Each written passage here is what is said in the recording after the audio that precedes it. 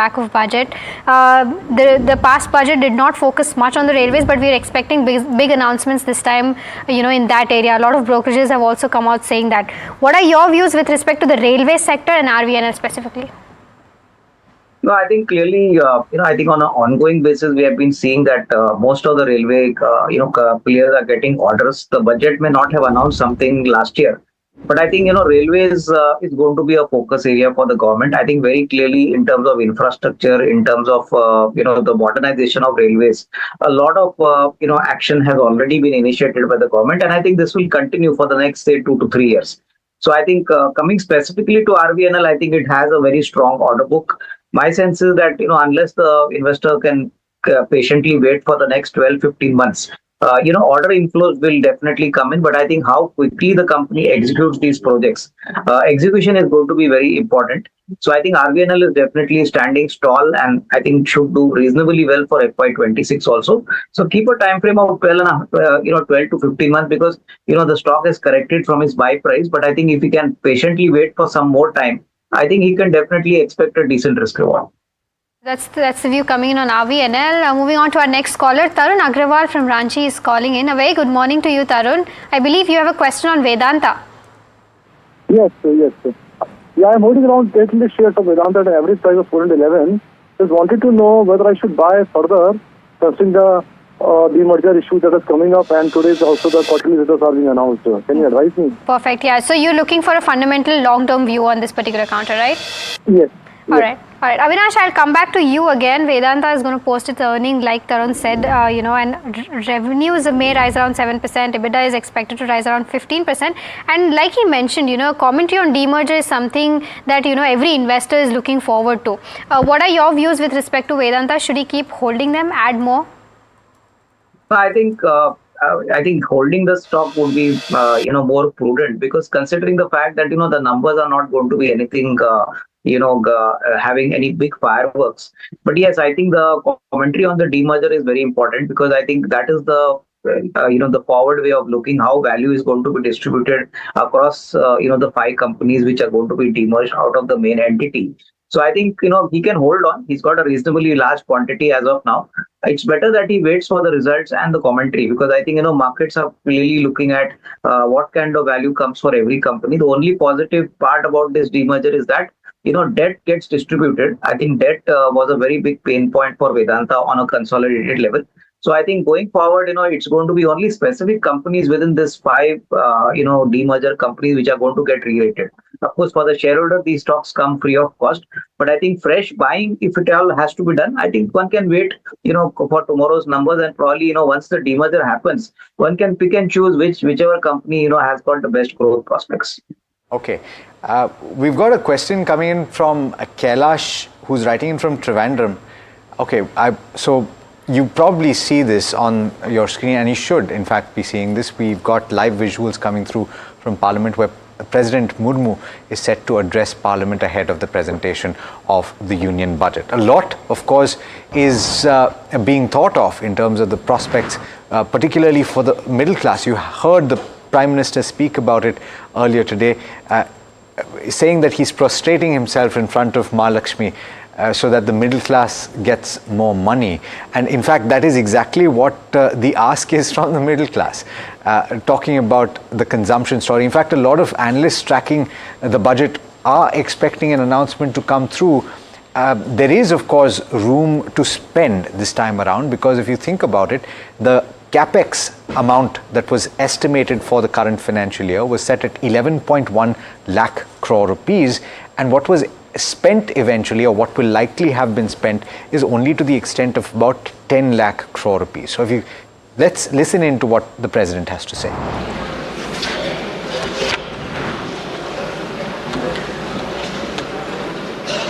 माननीय सदस्य, संसद की इस बैठक को संबोधित करते हुए मुझे हार्दिक प्रसन्नता हो रही है। अभी 2 माह पहले हमने संविधान को अपनाने की 75वीं वर्षगांठ मनाए हैं, और कुछ दिन पहले ही भारतीय गणतंत्र ने 75 वर्षों की यात्रा भी पूरी की है।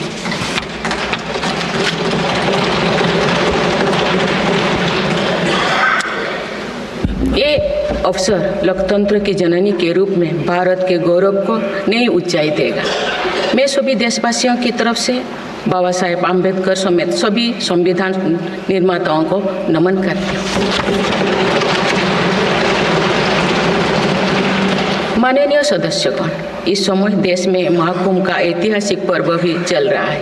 महाकुंभ भारत की सांस्कृतिक परंपरा का, भारत की सामाजिक चेतना का पर्व है। देश और दुनिया से आए करोड़ों श्रद्धालुओं प्रयागराज में पूर्ण स्नान कर चुके हैं। मैं मनो अमावस्या के दिन हुई हादसे पर अपना दुख व्यक्त करती हूँ। घायलों के शीघ्र स्वस्थ होने की कामना करती हूँ। कुछ दिन पहले ही हमने देश के पूर्व प्रधानमंत्री डॉक्टर मनमोहन सिंह जी को खोए हैं। मनमोहन सिंह जी ने 10 वर्ष तक प्रधानमंत्री के रूप में देश की सेवा की। वे लंबे समय तक संसद के सदस्य भी रहे। मैं मनमोहन सिंह जी को भावभीनी श्रद्धांजलि अर्पित करती हूँ। माननीय सदस्यगण, भारत की विकास यात्रा की इस अमृतकाल को आज मेरी सरकार अभूतपूर्व उपलब्धियों के माध्यम से नई ऊर्जा दे रही है। तीसरे कार्यकाल में 3 गुना तेज गति से काम हो रहा है। आज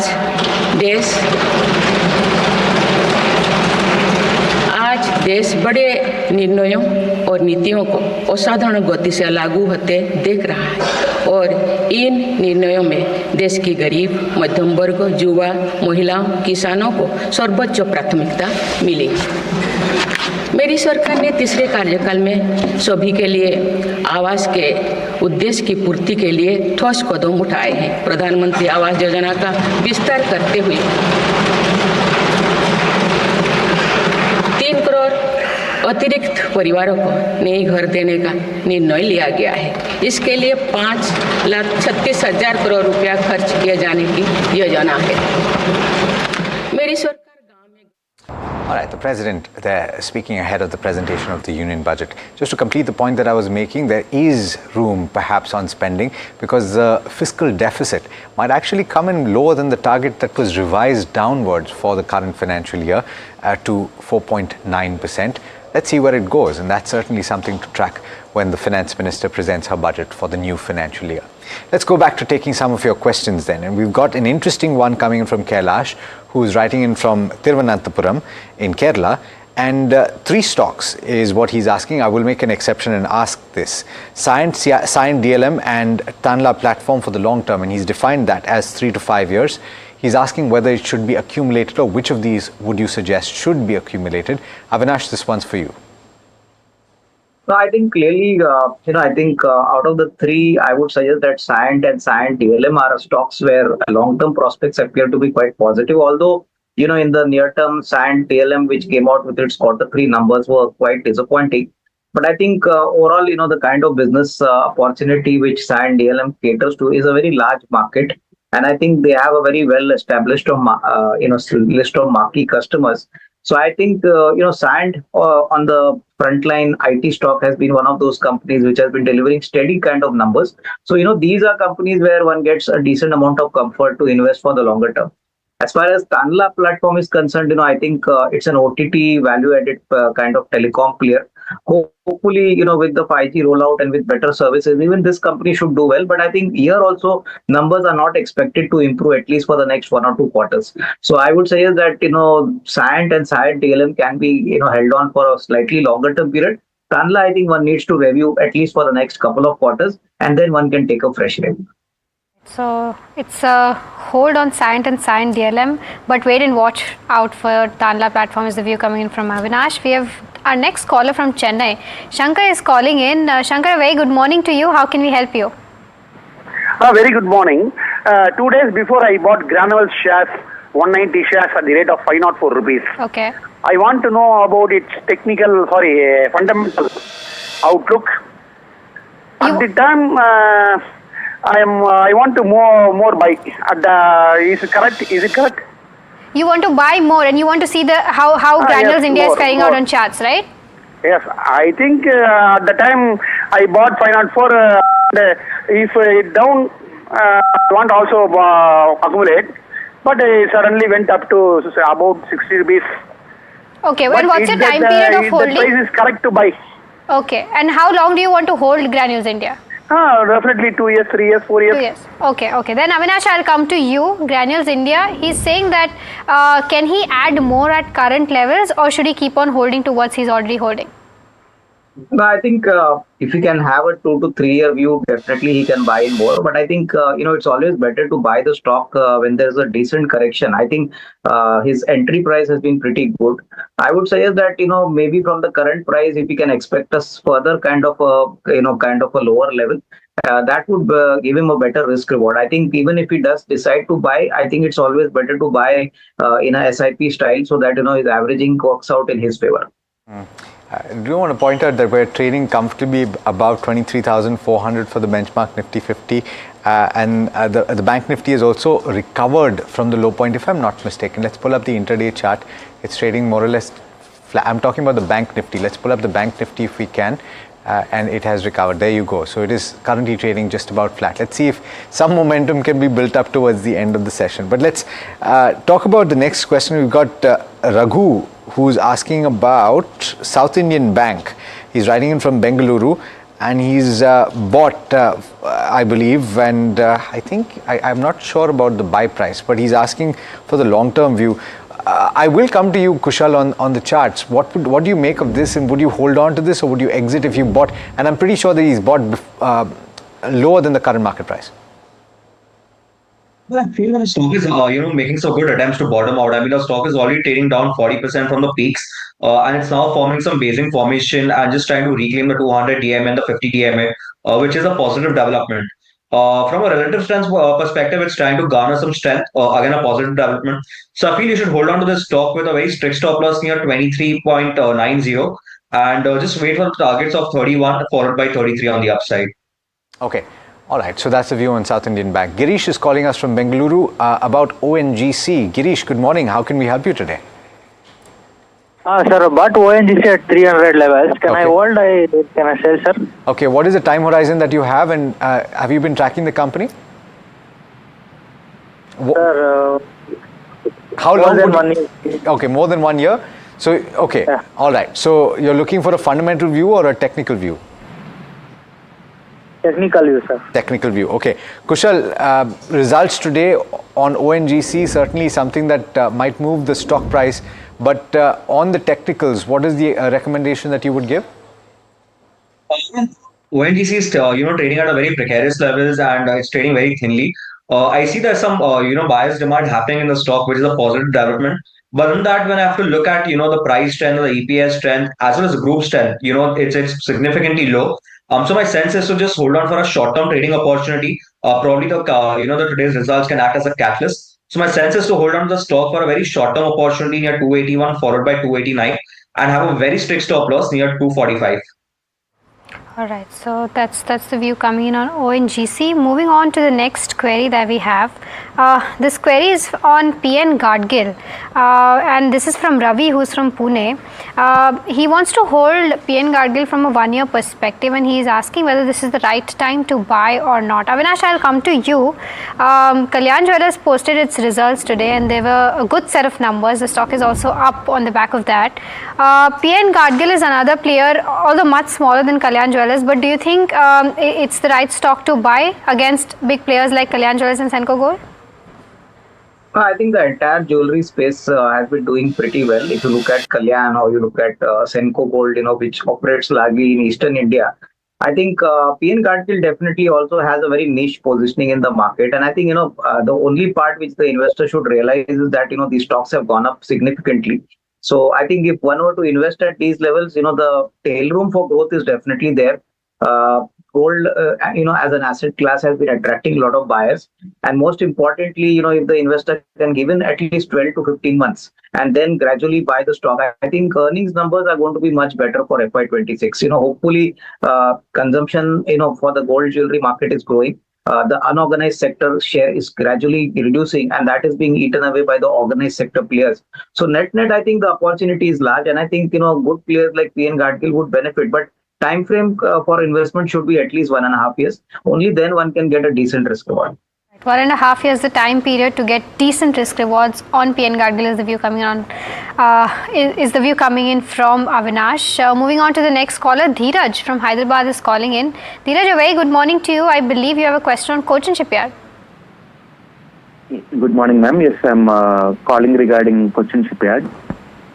Yes, go So ahead. I'm holding 80 shares of Cochin Shipyard at 1510. I accumulated today morning. Okay. I saw a positive outbreak in it. So I Okay. would like to know to hold or sell Right. Since you mentioned or outbreak. add Okay. Since you some mentioned more shares. since you mentioned outbreak, I believe you want a technical view on this particular counter. Yes, ma'am. Right. Kushal, I'll come to you. Cochin Shipyard on the charts. Well, I have a positive outlook on the stock. I mean, it's a good thing that he started accumulating from today, and the stock is, showcasing some strength from the demand zone near 1400 odd levels. So I believe the stock is in the stage one, which is, after a very, a deep plunge of 57%, the stock is finally undergoing some accumulation phase and it's trying to garner strength. So it's good to hold on to the stock with a stop loss near, 1320. The risk was also quite favoring. So my sense is to hold on to a stock. I'm expecting some further upside once the stock crosses a very stiff resistance near 1766. So it's a positive view, and you should hold on to the stock. Okay. Varun Beverages is the name of the counter we're talking about next. Vijay Babu is asking this question, writing in from Hyderabad, bought at levels of 440 and looking for a short-term view. So he's making money in this trade. The question is, should he book it? The question is for you, Kushal. It is thin. BBL is trading very thinly to the very near support zone near 528. Again, it holds a very crucial demand zone.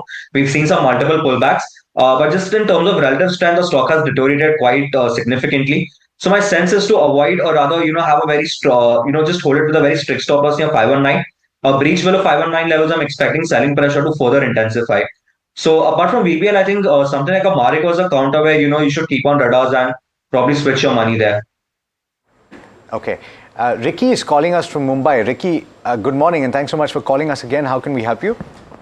Yeah, good morning. Actually, I just want to know about a company named PI Industry. Yes. It is trading near 52 weeks low. So I would like to give a certain amount to this counter in my portfolio. So I just want to know the long-term prospectus of this company. Okay. Is it good to hold for long-term for 5 years at least? Okay. Have you studied the company, Ricky? I did my own research on the fundamentals and technicals, and it looks good to me. Okay. From the last 5 years. Sure. So I just want to, before I ask Avinash, and I will take the question, I just want to know what, according to you, what stood out to you when you did the research on the company? It is giving constant good profits. The profits are increasing and everything is good in the company. Okay. CAGR is also good. Return of equity is also good, and the valuation seems decent to me. Okay. Yeah. The valuation also seems decent to you. Let me pull it up while I'm speaking to you, but I'm going to take the question to Avinash. Avinash, PI Industries, what's your opinion? Would you buy for 5 years? Yeah, I think, if you look at the business, Alex, they are a large dominant player in the agri market as well as they are into the custom synthesis market. And both these markets offer a very strong kind of runway for growth. In between, of course, there have been some quarters where the company, missed its estimates. But I think looking at the kind of quality of management and the kind of growth opportunity, both on the custom synthesis as well as on the agro chemicals side, my sense is that this company has got the potential to actually do reasonably well over the next, say, 2 to 3 years. But I think the investor should realize that the agrochemical business is obviously dependent on the monsoon factor. So, in case the monsoon does not play out to that expectation, then there could be a little bit of underperformance. But otherwise, the company has done remarkably well in the last 3 to 4 years. And he's right in mentioning that, all the operating metrics like ROC, return on equity, earnings growth, everything has shaped up pretty well. So I think, he can take a reasonable, kind of position here, provided he's got at least a 2-year plus kind of time frame, for his investment.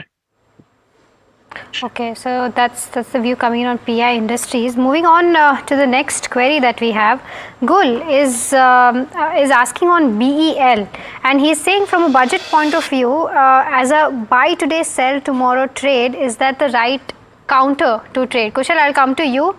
Is that the right counter to trade? Well, no, because if you see over the last 3 trading sessions, the stock has been showing some very tremendous pullbacks, some strong pullbacks. So I believe there could be some profit booking because 50 DM is acting as constant resistance. and the upside remains capped around those areas. So I believe 291 is a stiff resistance. So my sense is to not play a BTST in BEL.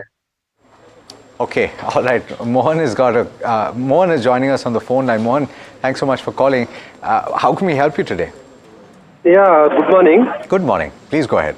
I have Godavari for shares, 1,000 shares. Okay. Bought at 162. Okay.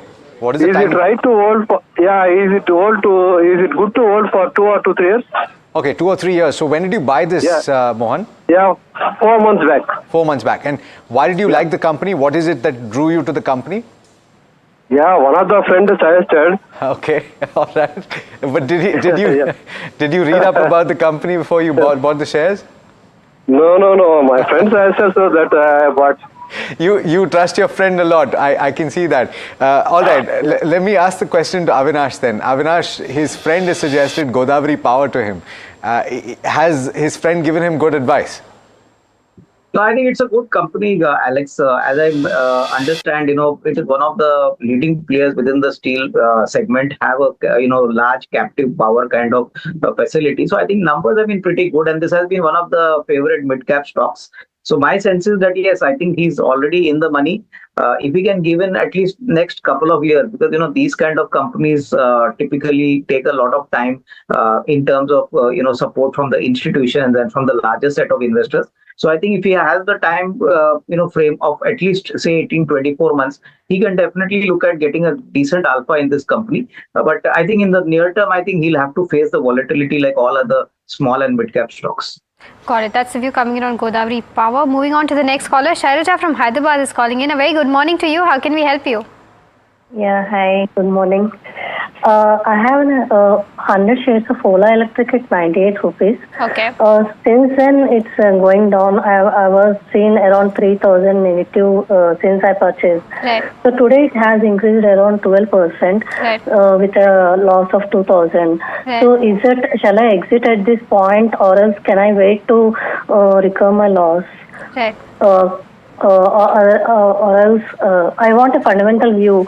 Will it increase? Will the share will increase to 98, or else shall I exit at this point and invest in some other shares? Understood. Some other stock. Got your question, Shailja. Avinash, I'll come to you.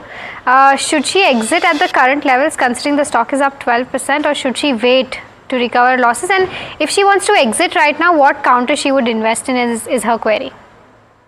No, I think electric vehicles as a product segment is gaining very fast momentum in the country, and I think tomorrow's budget could possibly announce some relief for the electric vehicle mobility sector.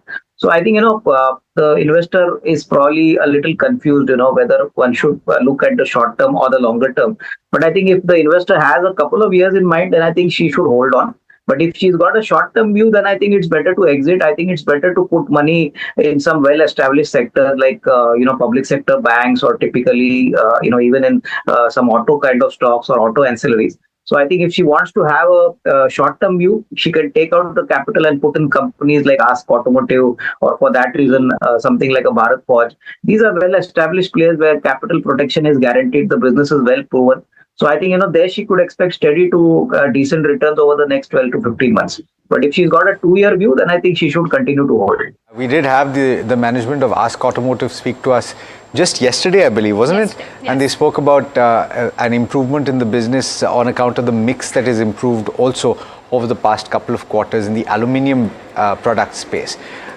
We've got the next question coming in from Dinesh, who's writing in from Gurgaon, and he's apologizing that he keeps asking questions. This is meant for you to ask questions, so I'd encourage you to keep doing so. IRFC is the name of the counter he wants to know about. 197 is his buy price, and he's wondering whether to add more at the current market price. He is incurring a loss currently. Kushal, what should his strategy be? This time to hold on to this position with a stop loss near 127. Yes, the stock is attempting to bottom out, and it's under the accumulation phase. So my sense is to hold on. Probably can add more above 163. That's where the 200 DM is situated. Probably a move above that or a decisive closing above that can attract further bullish strength. So my sense is to hold on to the stock. Hold on to the stock is a view on IRFC. Let's get our next caller on board. We've got Kumar calling us from Chennai. Kumar, morning. How can we help you today? I am holding a Maharashtra Seamless at the 620-200 shares. Okay. Can I accumulate more at this stage? So am I right in assuming that you recently bought the stock? Yeah. When did you buy? Around 2.5 months back. 2.5 months back. Yeah. Okay. And what is the time frame that you have in mind, Kumar? I am looking at holding for a long period of time. So I saw it went up, but again it has come back. So is it possible that it will again go back again? Okay. And so you bought this from the pipe space. Did you like it because of the business that it has been doing? Did you study the company? Yeah. Maharashtra Seamless. I saw the fundamentals are good, so that's what I. Okay. All right. Avinash, what he's looking for is a view on his decision to buy Maharashtra Seamless. It's more or less at where the price is right now. 620 is buy price. Should he hold for the long term? Yeah, I think, first of all, Maharashtra Seamless is one of the oldest players which caters to the oil and gas sector. And I think, in terms of order book, in terms of their positioning, they are a well-established vendor to ONGC. My sense is that, as and how oil and gas investments in the country grow, you're going to see a lot of demand for, pipes which are required for the oil and gas sector. And I think Maharashtra Seamless is well positioned. See, now if he has purchased it about a couple of months back, my sense is that he needs to give in some time for this investment to play out. It's a stock which is well researched and well, tracked by a lot of analysts. So typically, I think, he can expect a decent return only and unless he keeps the stock with him for at least the next 12 to 18 months. Hopefully something comes in the budget tomorrow that could lead to a short-term spike. But longer-term prospects are good. I think the promoter, the business, everything looks good. But yes, he'll have to give some time to get some decent risk reward here.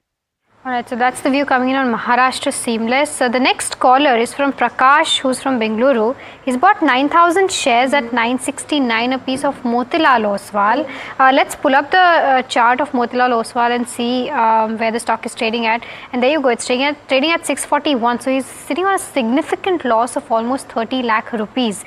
And he is saying that he still wants to hold it for the next 5 years. Should he add more or not is his question. Avinash, he's already sitting on a loss of 30 lakhs, but he's saying he wants to hold it for the next 5 years. What's the view on Motilal Oswal? What do you think? Should he keep holding it? No, I think the broking business has come under significant pressure. And I think one reason for the underperformance was that Q3 numbers have not been up to market expectations. That is probably one of the key reasons why the stock has underperformed, because Motilal Oswal is one of the large retail and institutional brokers.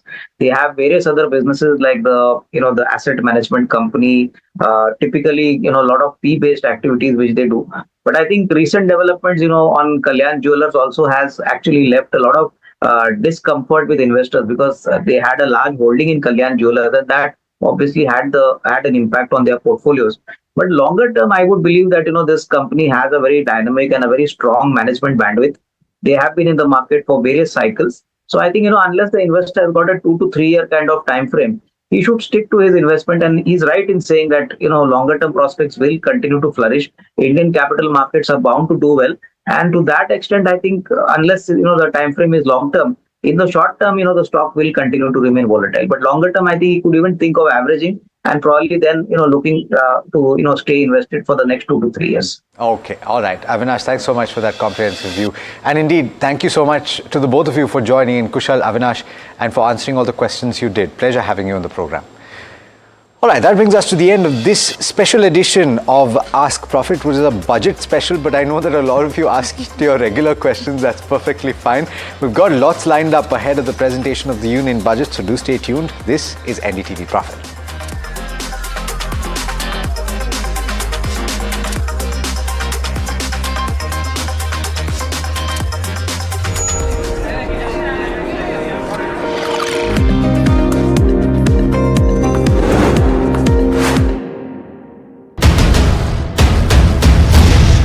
The day that shapes the future of 1 billion dreams. From the fields of agriculture to the backbone of defense. From ambitious infrastructure projects to everyday tax policies. Every decision counts. How will this budget balance growth and fiscal prudence? What will it mean for jobs? And what will it mean for your portfolio? Join us for the most comprehensive coverage of Budget 2025 as we decipher the impact of this budget on you.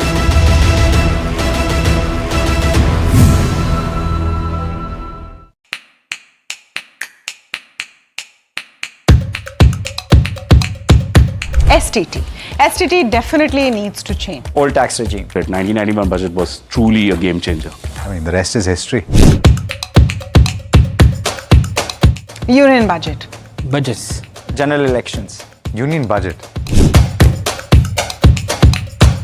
Two more, Yashwant Sinha and P. Chidambaram. Arun Jaitley. Arun Jaitley, I'd have to say. I think Manmohan Singh for sure because of the iconic 1991 budget speech. STT.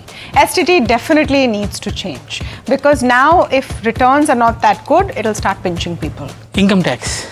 I think income tax because that's what matters to me. Old tax regime. Depends. Old tax regime currently.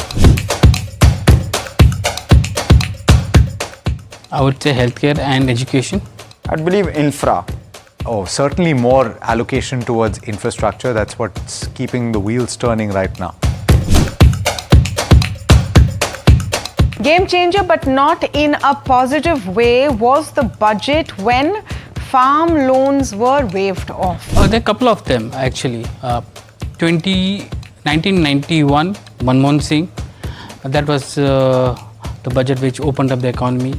Then 97, Chidambaram, who reduced the tax rate from 40% to 30%. In 2001, I think, if I'm not wrong, Yashwant Sinha, who reduced all the duties on customs that led to the computer age or the IT age taking off in India. I think the budget in 2022 where capex was done in a very big fashion. There were several actually. 1991 was something that stands out, and I mean the rest is history. As I said earlier, Manmohan Singh's 1991 budget, I was a very young child at that point in time, but as far as I understand from reading about it and watching a lot of commentary from experts about it, 1991 budget was truly a game changer.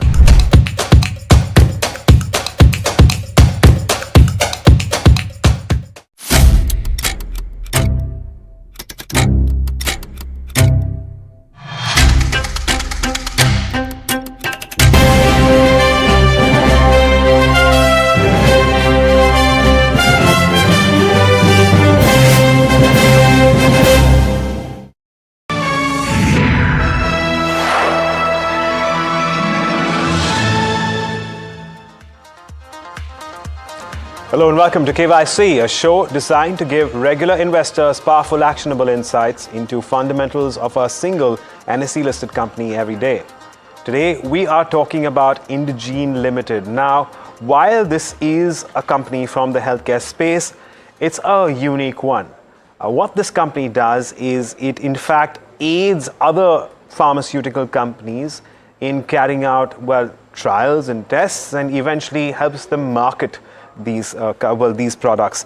But let me tell you a little bit more about Indegene and why we're talking about it. Of course, we've had the earnings from the company, but in general, it's a digital-first healthcare and technology company. That's what we're looking at. Besides that, it assists life sciences companies with drug development and clinical trials, as well as regulatory submissions, and eventually taking some of these drugs into the market for their respective clients.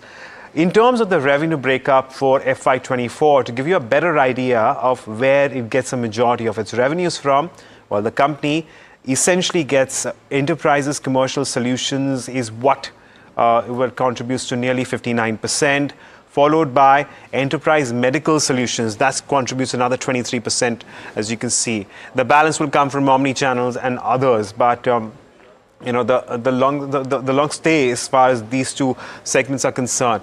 Even in terms of your clientele will split, it gets mostly majority of its revenues from biopharma, followed by medical devices, emergent biotech, as well as others. Now, as usual, what we tend to usually do is, we talk about the various parameters that we judge the company on. So we talk about the income statement, the balance sheet, we talk about the return ratios based on those two financial statements, and of course we also talk about the cash flow, and we move beyond the financial statements and we take a look at the shareholding, we take a look at street credentials, street coverage, as well as the outlook for the company as well, and we rate the company. We give you a total rating of the company. To help me do this and take us through some of these aspects, well, I have with me my colleague Varsha, who is also going to take us through some of them. So let me bring in Varsha and let's talk about, the top line, the profitability in terms of margins, and the bottom line. Varsha, welcome to the show and thanks for joining in. What can you tell us about this particular aspect?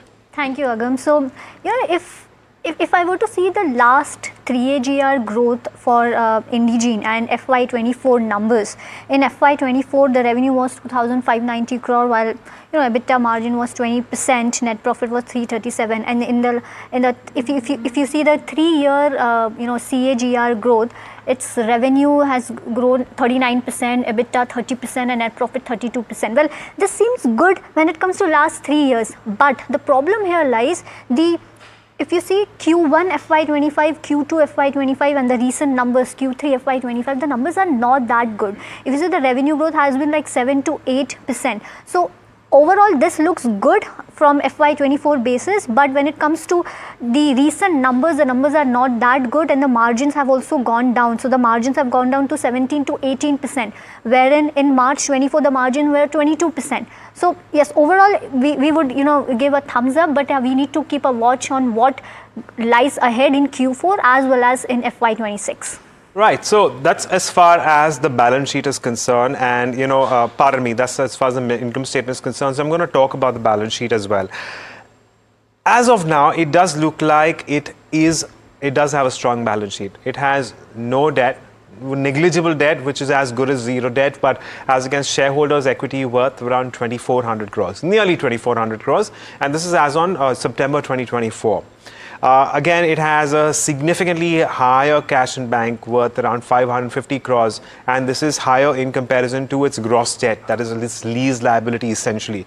So it's, well, on a net basis, it's debt free, and it does have a significant amount of reserves. We must also remember that the company is coming out of a very strong growth phase. Obviously a lot of that has come and contributed towards the balance sheet as well of late, which is why we're looking at such a strong balance sheet. So it's going to be a thumbs up as far as the balance sheet is concerned as well. Varsha, what about the return ratios? These also look pretty good. Actually, yes. They are good when it comes to FY24 numbers. So you have return on equity of 28%, 27% in 24 and 28% in 23, and ROC numbers are actually very good when it comes to 23 at 33% and 24 at 29%. But this because considering the net profit decrease, or considering the subdued numbers that the company has seen in the last few quarters, we need to see what FY25 return ratios look like. But overall, considering this 2 years, yes, good, very good return of ratios. Now also we need to consider that company doesn't have to do much capex, because they're not into kind of manufacturing drugs or manufacturing any kind of products. They give services to the pharma companies which bring products, which they help pharma companies' products to bring into the market. So not lot of capex is actually required, and this is also the reason we are seeing the good return ratios for the company. No, fair enough. I think it comes down to what these return ratios will eventually look like. But as far as the past is concerned, well, it does look good. I'm going to also talk about the cash flows, and again, when it comes to cash flows from operations, it's a pretty steady state. At the moment. What we're looking at is about 508 odd crores coming in from cash flows from operations, and on a net cash flow basis also it's a positive number. So overall, that's how things are, as far as cash flows are concerned. Just want to point one thing out, that while we have seen steady growth, the management at this point in time is indicating a slightly closer to double-digit growth. And while we may or may not see double-digit growth for the upcoming, few years, the management is suggesting that they will beat the sector. That's as far as financial statements are concerned. Let's, look beyond and talk about the shareholding too. The reason why I want to address shareholding is because it's a bit peculiar. So firstly, it does not have promoters. It does have institutional holding, but institutional holding is relatively low. Sure, you might argue that you've actually seen an increase in FII holding and an increase in DII holding over the course of the last 9 months, the last 6 months. But overall institutional holding for a company that does not have a promoter is, well, fairly low, as I mentioned. It does, however, have two marquee investors. The first one, of course, is a Singapore-based venture capital company. That's Nat Arthur Far East, which owns about 22% in the company. And the other relatively large investor is CA Dawn Investments. This is a Carlyle unit. So that they own about 10% in the company. While we do have significant ownership by these two marquee investors, the question really is that what about the balance? This just adds up to about, 32%. So the balance is out there, and as I mentioned, the institutional holding in the company is not significant just yet. If you move that on the side, we do consider the shareholding as a little bit of a weak spot as far as the company is concerned. But Varsha, what can you tell us about how the company's price has done since its IPO? Well, yes, Agam. So if you see since listing, so this company got listed in around May 24. Since listing, they've gained 30% on IPO issue price. Now this looks good, but from listing day close, the stock is up only 5%. Now, Indegene being a small cap company, the investors, the expectations of investor from this company would be at least a double-digit growth in stock price that they must be interesting. And now, but the stock price is up only 5%. Now, company needs to prove when it comes to their financial numbers, so that the valuation premium the market can give to this company. And also, if I were to talk about the street view, so they have 3 buys, 2 holds and 1 sell, but the upside potential for this company lies at 14%. And actually, recently, a lot of analysts are interested into this company, maybe considering the future prospects that the company has. But overall, from a street cred or from a returns point of view, we would give a neutral stand to that. Okay, so Varsha, I'm going to come back to you on the outlook for the company, but I do want to make a point with respect to the upcoming growth. And I've made a point on this, but I'm going to emphasize a little bit more on this one. So firstly, when it comes to growth going forward, and outlook again will be something of importance, because the management is saying that while they have grown 39-35% over the past few years, we're not going to see the growth anywhere close to those numbers here on. It will be maybe somewhere close to the double-digit growth, but it may not be. They are saying that they will grow faster than their peers and faster than the sector. But in general, it will not be. Of course, the management, or rather the company, is also growing at, or has grown over a smaller base so far, and now the base has become slightly larger, and here on it does seem like growth may not be as exponential as what we've seen so far. So that's one of those areas that may be of a little bit of a concern. But what about the other factors in terms of the outlook here, Rasha? Yes, Agam. So one thing is that company is actively, scouting for M&A acquisitions. So basically here the simple point is the company is going to expand through inorganic acquisition, number one. Number two is now they want to increase their client base, and especially increasing the $1 million client. Now this is very important. One is what additions of clients you have taken and what is the size of that client. This is the second important thing which they are actually concentrating on, and they want to have EBITDA margin to stabilize at 20% in near term. Now, in Q2 and Q3, the margins were 17 to 18%. They want to take overall margins to 20 to 22%, with medium term exceeding 24%. Now, we need to see what strategies have laid down management to have this 22 to 24% of EBITDA margin that they are expecting. So overall, a good kind of outlook, but we management needs to prove themselves that what they are saying, they need to, walk the talk kind of, management we need to have. Right, fair enough. So that's as far as how the outlook is concerned. We're going to give it a neutral outlook at the moment because of some uncertainties and also a slowdown in growth. Where does that bring us when it comes to your overall rating after considering all the parameters that we've spoken about right now? So certainly so far in terms of the financial statements, the company looks at a very strong footing. So we've given thumbs up on your all the major statements. But let's move on and talk about the other factors. So it's a thumbs down for shareholding, neutral otherwise on street credentials. That is the kind of returns that the company has seen, street coverage as to what the street is making of it, and the outlook, of course, also remains neutral. And given the fact that we give a thumbs up, 1 point, about half a point for a neutral, and no points for, a thumbs down, the total score at the moment comes to about 5.5 out of 8. The outlook at this point in time is something that's going to be at the forefront of every shareholder's mind at the moment. But speaking of that, let's get in the management. Well, I spoke to the CFO of the company, Suhas Prabhu. This is what he had to say. Listen in.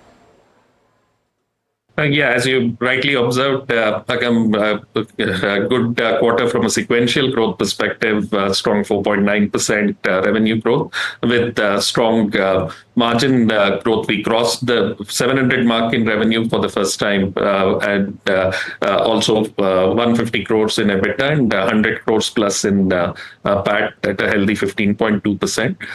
We strive to maintain this level of performance with also stable to growing margins going forward. And given our pipeline and new wins, we feel confident that we are on the right path going forward as well. Okay, but can you give us some sort of a view? Because, over the past few years, you guys have shown revenue growth of around 30-35%. And at the moment, we're looking at, somewhere near double digits. But the question really is that what can we expect in the top line for FY26? Sure. Well, I'll refrain from giving a forward guidance specifically, but if you look at a slightly longer and medium-term perspective, dialing back, while as you rightly pointed out, a couple of years of 30% plus growth was there. What we believe is that over a longer period, we should deliver growth which is higher than what the industry is growing at, which is at 5 to 6%, and outsourcing in this industry growing at a 9 to 12%, and we will strive to actually beat that and go beyond, and that's our ambition. Now there'll be periods where it'll be slightly slower, and there'll be periods where it is very high, like the 25-30%, but over a medium term we'll strive to beat what the industry and the outsourcing trends are. Okay, so not at the same clip as what we are used to, but still beating the industry. That's what we gather. So as also a word on margins at the moment, what are the challenges? Because, the indications and the expectations are about 20 to 22%. But we've actually seen margins come off just a tad bit sequentially. So where do we head from here? What are the current challenges and what is the company doing to overcome some of these? Actually, margins at a EBITDA level have come in strong sequentially. We've grown EBITDA margins by 240 basis points to 20.8% sequentially, which is in the range, north of 20% that we have delivered in the past. Even on a YTD basis, we are in the vicinity. We are just short of 20% at 19.7, 19.8%. And given that the inflation and more importantly the wage bill hike is behind us, we believe that the performance will be stronger going forward on the margins also, such that on a full year basis we should be in the range that are the expectations based on our past performance. Okay, so Suhas, let's talk about business and particularly enterprise commercial solutions, which forms a very large chunk of your revenues. What's in store as we move into FY26? What are the areas that this particular segment will focus in? Yes. Enterprise commercial solutions, the largest part of our business, is where we transform our customers' commercial operations and help them effectively engage with the market.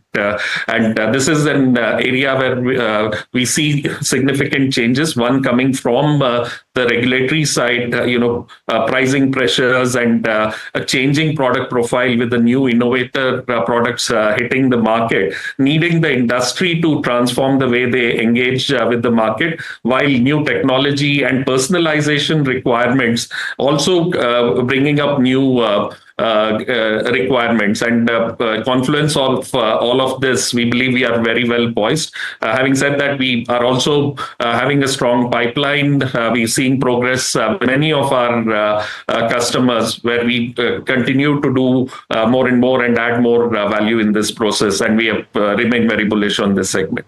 Okay, and can you also give us an idea about the same when it comes to your enterprise medical solutions? Enterprise medical solutions has seen a strong growth. One with increasing regulatory complexity, right? There's a natural requirement to enhance, what our customers are doing, which impacts us positively in this segment. And the other thing that we have capitalized in the recent future on is we saw increased outsourcing trend in some of our customers, especially outside the top 20 globally ranked pharma, doing more outsourcing in this segment, coming out of newer requirements, higher requirements coming from the regulator. And that has resulted in this growth. And we see that continuing in the future as well. Okay, so Suhas, if we look at your business maybe 2 or 3 years down the line, I'm assuming that a very large chunk of your revenues will still come from commercial solutions and medical solutions. The question is the mix likely to change, or will that depend from year to year based on what the demand from your own clients will be?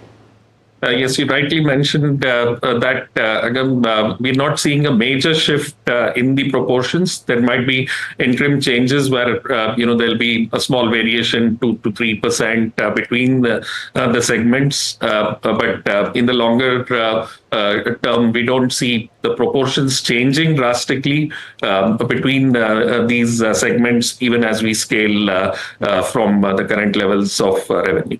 Okay, Suhas, can you tell me about the kind of clients that you've seen in terms of addition for the quarter gone by, and what is the size of these clients? Sure. One of the things that we are proud of is the fact that we work with pretty much all the top 20 global pharma for a very long time. And therefore, naturally, that means that my client addition, my logo addition, is going beyond the top 20 pharma. Now, when I say going beyond the top 20 pharma, these are still very large enterprises ranging anywhere between $2 billion in revenue to maybe $5-10 billion in revenue, my customer revenue sizes. And they also have all the requirements, of course, at a slightly different scale than the top 20 pharma, but the requirements remain constant. We see that there is significant revenue potential with these customers also. So while we strive to get our top 20 globally ranked pharma to a $50 million, $75 million, $100 million customer for us, the next tier customers could very well be a $25, $35, $50 million customer for us. And that's the potential we are excited to tap into. Okay, so Suhas Prabhu telling us about what's in store. So firstly, we've spoken about growth, where they said that while the sector can likely see growth of around 6-7%, Indegene is most likely expected to beat that particular growth. But it's going to be closer to double digit and not anywhere close to what we have seen in the past few years. In terms of margins, they are, well, looking forward, eventually they will hit the 20% margins. Right now, we've seen those margins coming at around 18-19%. And, moving in as far as their strategy with respect to the current clientele is concerned, firstly, they are going to look to grow with the growth in their respective clients. They're going to look to consolidate. The concentration risk at the moment is not considerable. Sure, they do get about 83% of their, or rather well over 80%, or rather well over the 4/5 of their revenues from their top 20 clients. That's a good one. But they're looking to consolidate there. And of course, in the meantime, as and when they get to see for newer additions in clients, that will also be a part of the process. That's what we have in terms of KYC in today's edition. And that is all that we have. But lots more lined up on the other side. Stay tuned to NDTV Profit and we'll keep bringing you more.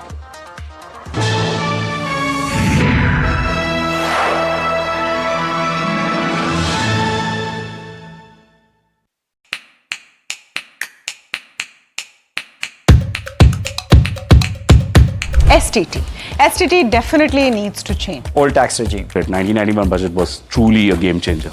I mean, the rest is history. Union budget. Budgets. General elections. Union budget.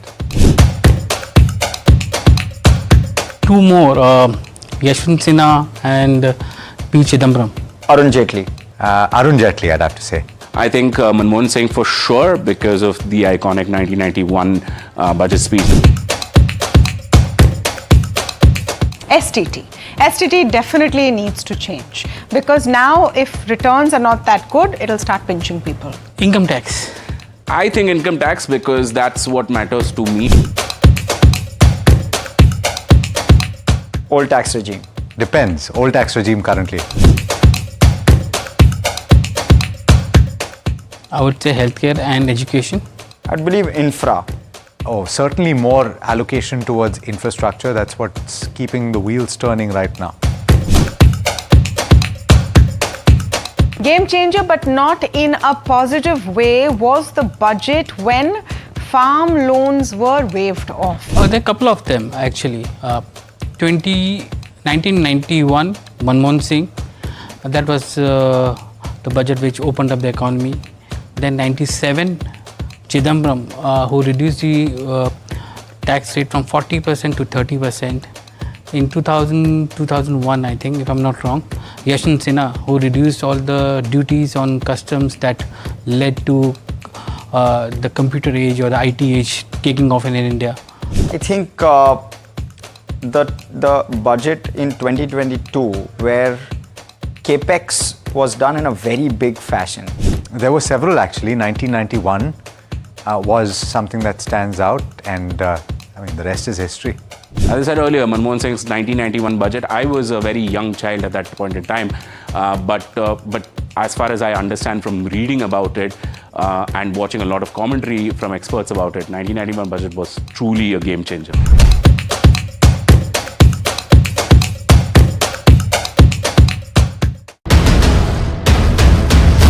This is the day that shapes the future of 1 billion dreams. From the fields of agriculture to the backbone of defense. From ambitious infrastructure projects to everyday tax policies. Every decision counts. How will this budget balance growth and fiscal prudence? What will it mean for jobs and what will it mean for your portfolio? Join us for the most comprehensive coverage of Budget 2025 as we decipher the impact of this budget on you.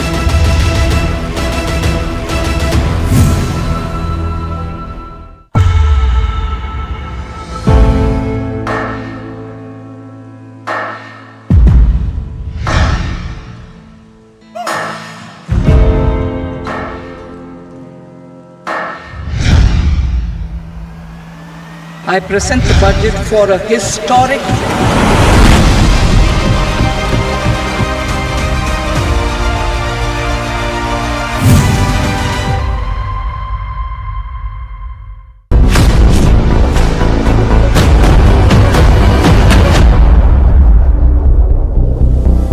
The union budget is around the corner, what could be announced and how will it impact the market?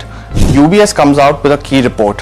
UBS thinks that impact of the budget on the stock market would be muted as the capital expenditure and consumption boost could be limited in this time around. But what does UBS estimate the government could announce? We bring you what UBS expects in 5 key aspects. The first one's of course the impact on the stock market, government's fiscal deficit, which occurs when the government's total expenditure exceeds its income. The third aspect would be infra companies to be impacted in this key budget, changes in the capital market structure and taxation, and finally, what government companies could be divested this time around. Now, UBS feels that the budget might not boost the market as the expenditure on consumption as well as capex might be lesser compared to the previous budget. Now, this time it is assumed that if the fiscal deficit is contained at 4.5% of the GDP in 2026, it could of course be a shortfall met by borrowings.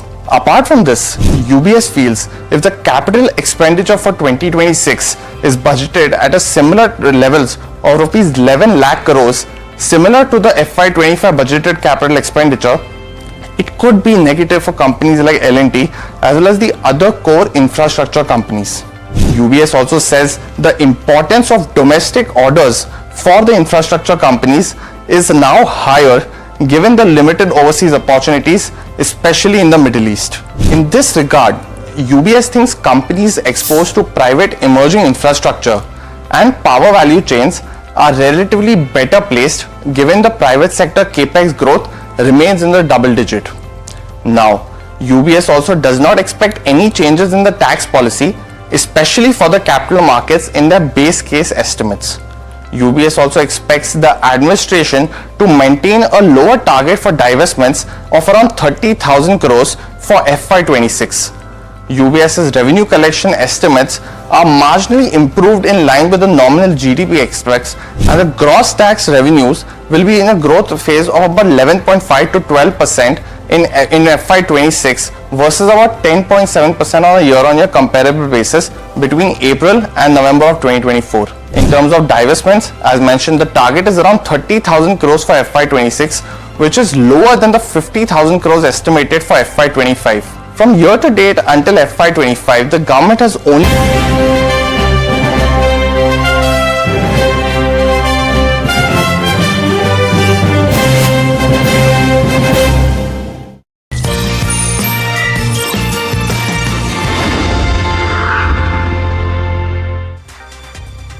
Hello and welcome to Markets at 12. This is Anushi Vakharia. Let's take a look at how the markets are doing currently.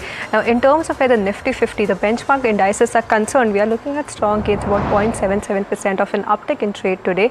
Even the broader markets, the breadth of the overall market seems in the positive. We're looking at gains of around 1.21% in the mid-cap and the small-cap 250 space as well. But coming to the benchmark indices, a lot of earnings in focus, which is leading to the strong uptick that we're looking at. Let's pull out the point contribution to see which is leading to these gains in the markets. So if we are seeing, we have the stocks like L&T leading the chart here. This is after the management has affirmed its order guidance for the year, and with this is the expectation that it may increase the 10% of the order inflow growth guidance that it has stated. Another couple of names that we have include Infosys and Reliance, which are contributing positively, while on the other side, ICICI Bank, Bharti Airtel and Bajaj Finance and Finserv Twin Pack are in pressure in trade today.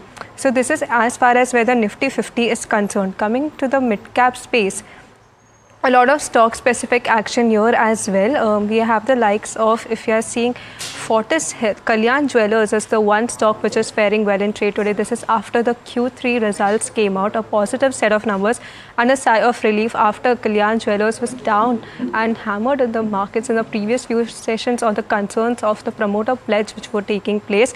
Mascow, Dock, Suzlon, some of the other smart movers in trade today. We are looking at gains of around 5 to 5.2% here as well.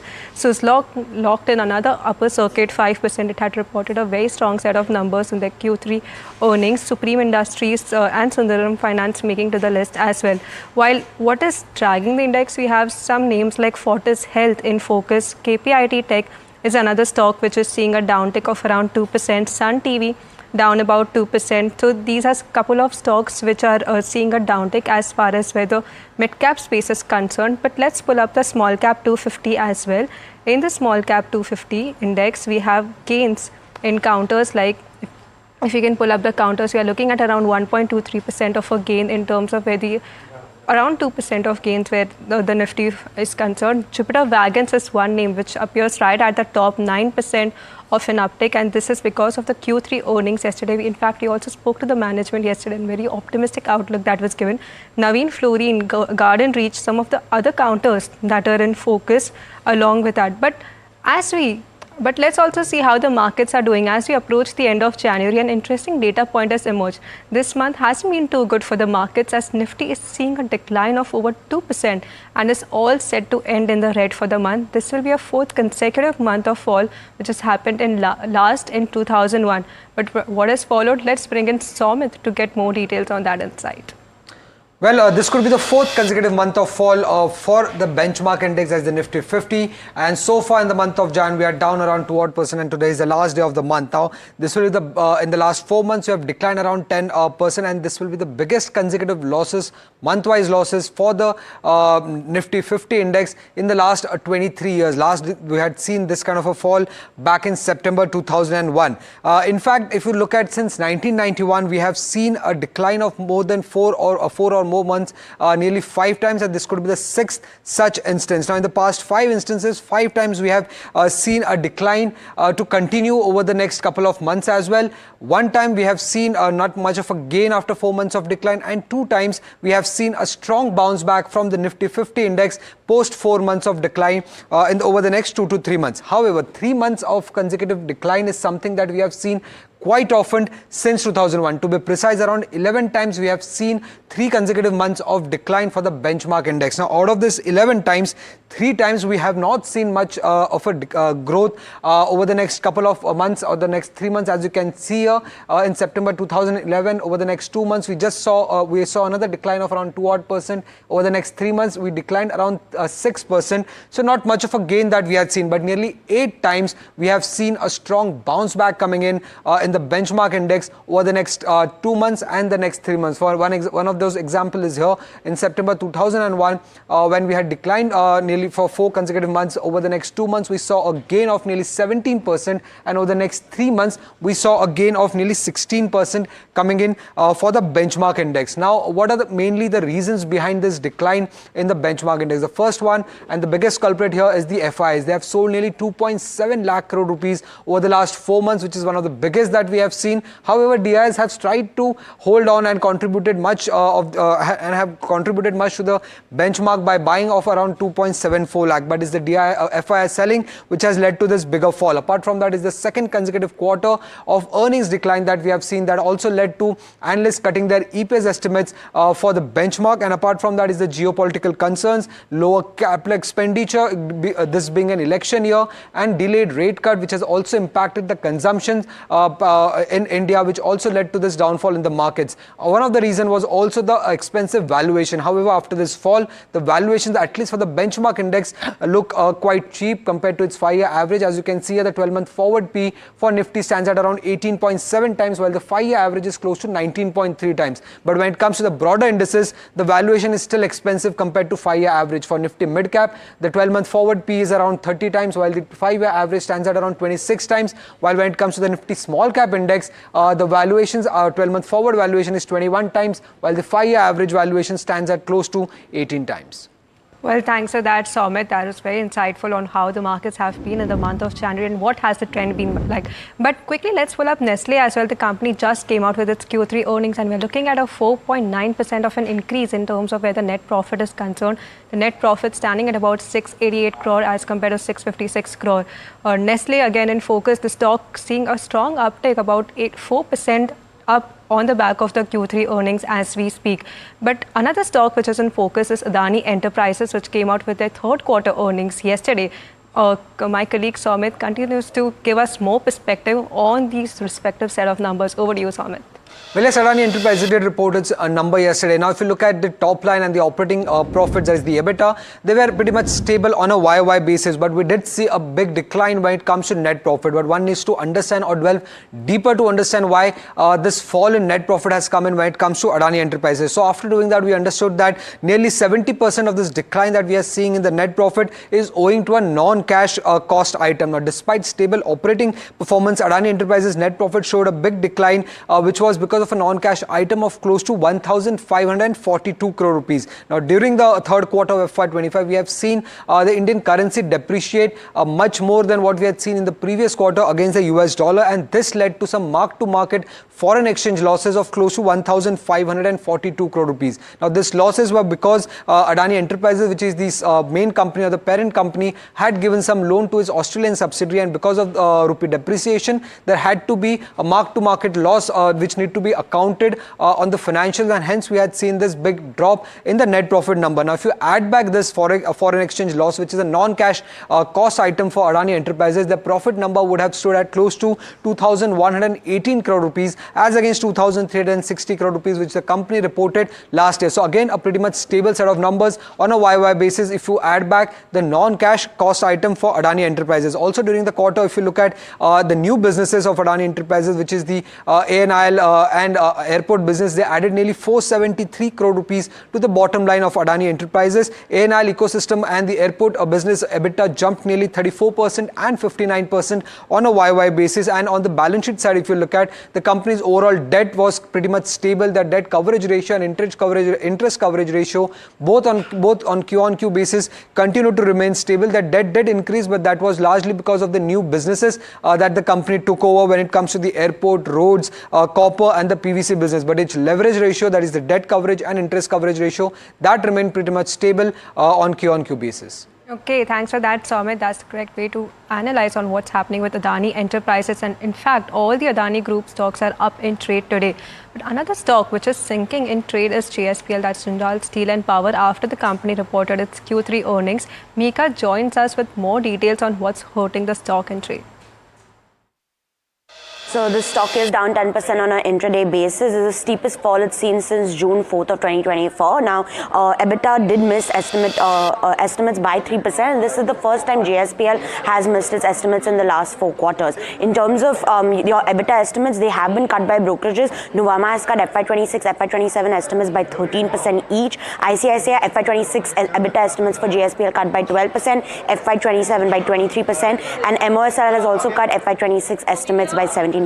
In terms of what went wrong for JSPL, well, sales volumes did come in lower than expected at 1.9 million tons. EBITDA per ton was down 27% on a year-on-year basis and also did not see any sequential improvement and stood at 11,494 rupees per ton in Q3 because the benefits of the lower coking coal prices and higher steel prices were offset by higher iron ore purchases from the market because the input from the company's captive iron ore mines were lower. And lastly, the main pointer is that the company has announced 16,000 crores of fresh capex. This comes over and above the 31,000 crore announcement that has previously been made by the company, and only 76% of the previous capex has been sent. And as per ICICI Securities, the fresh capex in the current environment with lower spreads could be a key deterrent to the stock performance of the company and can be a key overhang until more clarity comes by.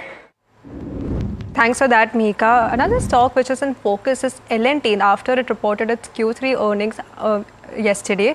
Now, when we did see that the revenue was majorly in line, but it was the EBITDA, the margins which were a miss, but it was on the account of the IT department and the IT and the technology services, which was quite accounted for already. But it's the order inflows which was a clear standout in this scenario. We've seen about a 53% in an uptick in terms of where the order inflows are concerned. If you look at what the brokerages are saying, Jefferies have maintained their buy target over here. They've cut the target price to 4,500 from 4,600, expecting that the Q3 EBITDA was lower than the estimates by 10%. This is mainly due to the IT and finance subsidiaries. ENCN margins, that's engineering construction margins, were impacted due to the revenue recognition in the hydrocarbon business as we speak. Commentary highlights bottoming of macro indicators that includes on what the trajectory going forward is for the order growth forward, and believes that double-digit revenue and EBITDA growth visibility should drive upside going forward for the business. While Goldman Sachs on L&T also has a buy rating, but like Jefferies, they've also cut the target price to 3,920 from 3,960. In their Q3 review, they said that the strong order inflows and margins have remained muted and is set to deliver healthy double-digit revenue growth over the medium time. Coming to what Bernstein had to say, they had the most optimistic outlook on what L&T is doing. They've maintained the outperform rating with a target price of 3,922, which is at 14% of an upside that we are looking. They believe that the execution and margins were below expectations, driven primarily by the domestic markets. But the massive order book is set to justify future growth and should be a leading indicator for the company's performance going forward. And lastly, coming to MK on L&T, they have reiterated the buy call with a target price of 4,550 with a 33% of an upside. Their order inflow is a key positive surprise and expects surpassing 10% of guidance. So low margin in PM and the moderate growth in tech business was what had impacted profitability, but expect domestic segment to continue on the way ahead. So if you look at what L&T is doing, it is up around 4% in trade today. So this is where L&T is concerned. Even another stock which is in focus is Bharat Electronics. Another strong set of numbers, revenue, margins, PAT, all beat across the fronts. In fact, even the brokerages are quite positive on the outlook on the performance of BEL. Nomura has maintained a buy call with a target price of 363, which is a 30% of an upside. The significant beat was in terms of all the operational metrics which are there. They expect heavy ordering in Q4 of FY25. In fact, in the conference call yesterday, the management did indicate to the size of orders in tune of 25 to 30,000 crore of QR SAM, which is the missile that they make in FY26, along with the next generation corvettes that would be around the size of 14 to 15,000 crore. Jefferies also has a buy call with a 370% target price with a 34% of an upside, believes that exports should rise going forward to 9% as compared to 2 to 3% in FY24. Coming to Morgan Stanley on BEL, they've maintained overweight rating and a target price of 364. So this is what is happening in terms of where Bharat Electronics and L&T is concerned. But one of the key earnings in focus is Nestle's Q3 results. Mahima joins in with more details on the same. Right, so in terms of the numbers, revenue is up around 4%, EBITDA is down 0.9% and margins are down by 110 basis points at 22.7%. The net profit is however up 5%. Now, these numbers are pretty much in line with what analysts had estimated. In terms of the estimates for revenue were around 4738 crores, EBITDA was around 1066 crores, margins were expected at 22.5% and net profit was expected to rise by around 2.4% versus which it's grown by about 5%, which is why we're seeing a significant uptick in the stock. It's up 7% as we speak. In terms of the business comments coming in from the management, the e-commerce is what has aided the growth for the company. The consumer acquisition, the festival activation and premiumization is auguring growth is what the management has said. The retail business has continued to lead its journey, that is led by Maggi and beverages and overall premiumization as well. The out-of-home consumption is one of the fastest growing business that is driven by geographical expansion in the metro cities. In terms of the exports, they've seen that registered strong growth across key international markets, which is on the back of nutrition as well as instant tea and confectionery. In terms of how dishes and cooking aids did, it also had a strong growth. In terms of milk product, the growth in Milkmaid was supported by festive season. Munch has maintained its focus in the larger regional markets. And lastly, in terms of commodity outlook, the management has said that the commodity prices continue to be firm for coffee, cocoa and cereals and grains. Prices of edible oil have now stabilized for the company and prices continue to remain stable for milk and packaging. So this is the overall view as to how Nestle has panned out. Good set of numbers for the company in line with what the management was expecting, and the stock is seeing an uptick of around 6%.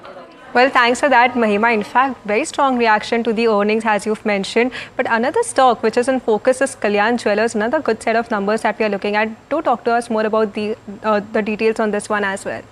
Kalyan Jewellers also a good set of number overall in terms of how the revenue grew. The revenue grew by 40%. The company recorded an EBITDA growth of roughly 18 odd percent, and the margins stood at around 6% versus out of 7.1%, so came down to 6%. Net profit was up 21%, and this was on the back of a one-off that was due to custom duty reduction that the government had announced back in budget, and otherwise the net profit growth was around 44%. In terms of the key earnings highlights, well, same-store sales growth stood at 24%. The launch of 30 Kalyan showrooms and 15 Candor showrooms is on track, and there is no impact of lab-grown diamonds seen, is what the management has said.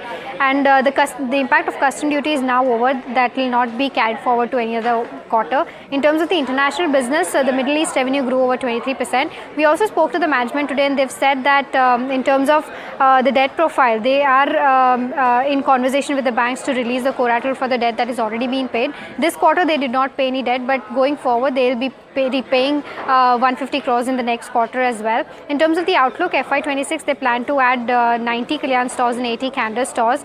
They've said that by FY27, they'll be paying off their debt, after which they will decide as to how they want to use the net cash available to them. They'll be either opening their own stores or may even buy back, is what the management spoke to NDTV Profit today as well. In terms of the margins then by FY27, if they plan to open their own companies, the ratio between company owned and franchisee will be 50% and 50%. So then the margins will be around 6 to 6.5% is what the management has said. And because the results were strong and the commentary coming in is also strong, the stock is seeing an uptick of around 11% as we speak. Well, thanks to that, Mahima. In fact, as Mahima mentioned, we spoke to the management earlier today. We caught up with the company's executive director, Ramesh Kalyanaraman, who talked about the FY27 EBITDA margin guidance. Do listen into that slice of conversation. Again, you should look at it in two ways. If you are looking at PBT margins, even the first 9 months this year versus the 9 months last year, if you negate the metal loss, PBT margins have grown by around 0.2, 0.3%. Okay. And the way we should look at Kalyan Jewellers is PBT margins again, rather than EBITDA margins, because I told you EBITDA margins will degrow. Because if you look at, now we are at 40% franchisee revenue versus 60% owned store. If you look at 50-50 in the next year, then EBITDA margins will be only in the range of 6.5, right? So it will again degrow from where we are today. So you should look at the PBT margins. PBT margins are growing. If you negate the metal loss, PBT margins have grown in this year also. And for FOCO model, you know that the PBT margins are higher than our COCO model. Okay, so from the consumption space, let's shift focus to the auto space. With just the January auto numbers around the corner, what kind of data is the market expecting? My colleague Grucha joins in with more details on this one. According to Nomura, Jan 25 registration data mostly reflects the kind of discount that were given in December, and therefore they expect discount to rise going ahead as January had low inventory. Now, in terms of what Jefferies believes, that it believes that registration data for Jan shows strong growth, and therefore they prefer M&M, Eicher Motors and TVS. Now, in terms of estimates based on the total wholesales volume, Maruti Suzuki expected to report around 7% growth according to Nomura and 5% growth according to Jefferies over here. Moving on to Bajaj Auto, both largely expect around 5 to 6% of growth over here. Hero MotoCorp again 4 to 5% lastly, but M&M is expected to report a strong growth at 11% for both these brokerage houses. Lastly, muted growth expected in Tata Motors and Hyundai Motor India around 0 to 2%, and TVS Motors also expected to report strong growth at about 16% according to Nomura and 11% according to Jefferies. So strong growth expected largely in M&M and TVS Motors, and muted expected in Hyundai and Tata Motors as well. So this is what we have on auto sales preview for January. Okay, so that's as far as where the auto sales previews are concerned. We'll have a focus would be tomorrow as well once the company start reporting its numbers. But another stock in focus which is doing fairly well in trade today, in fact it's up around 10%, is Wockhardt. This is after the company Zenix has completed major clinical trials. Varsha joins in with more details on this one. Thank you, Anushi. So yes, Zenit, which is one of their novel product by Wockhardt, it is used in, it's for antibiotic resistance. Now it has successfully completed a major clinical trial, that is phase 3. Now this is a big development for the company. That's why you're seeing the stock is up almost 10%. Now Zenit has proven to be better than currently used antibiotic called meropenem, and the trial was focused on complicated urinary tract infections, wherein Zenit cured 89% of patients in the combined measure, while the meropenem, the competitor drug, cured only 68%. Now if you see the Wockhardt, now what happens next? And why this is important for Wockhardt, because Wockhardt now plans to ask the US and Europe to approve this product so that doctors can prescribe it to their patients, and they're expecting no direct competition expected for next 15 years, so that's a big thing. And the addressable global market is at around $25 billion. Now if I were to talk about the key highlights on Zenith launch, they're considering licensing deals for Zenith in the Western markets, and they plan to offer this product. So Zenith is also called WCK 5222 at 75 to 80% discount in India versus US pricing, and they're going to file Zenith US approval in Q2 of next year, and they're expecting approval from US for Zenith in 2026, and the revenue potential for this drug stands at around $3 billion. So a big development for Wockhardt, and that's the reason the stock is up almost 10%. Very big development. Thanks for that, Varsha. The stock is locked in the upper circuit of 10%. But shifting focus back to budget, which is just around the corner, we talked to Pavitra Shankar, the MD of Brigade Enterprises, about what is their budget wish list. Listen into what she had to say. Quite honestly, the real estate industry keeps asking for a few things. Typically, the industry status for the sector, which would help in terms of lower, interest costs and single window clearance and faster approvals and streamlining of a lot of the regulations. I think while it's not necessarily part of the union budget, GST is something that really has to be rationalized, not just for real estate, but also related sectors like, the GST rate on cement, which is say 28%, extremely high. Definitely some more incentives for home buyers.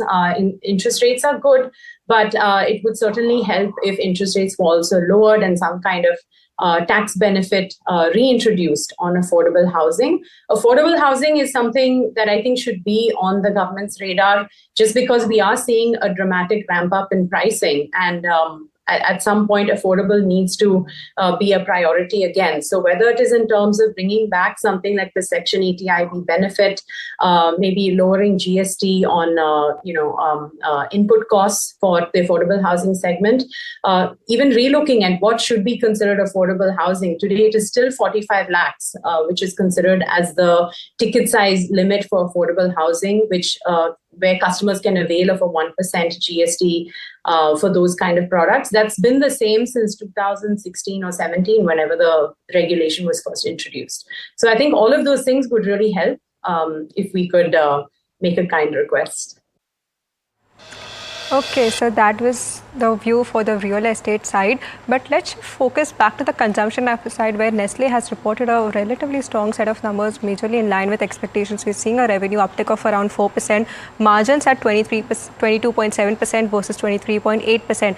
But discuss more on what the Q3 numbers mean for us. We are joined with Naveen Kulkarni, the CIO of Axis Securities.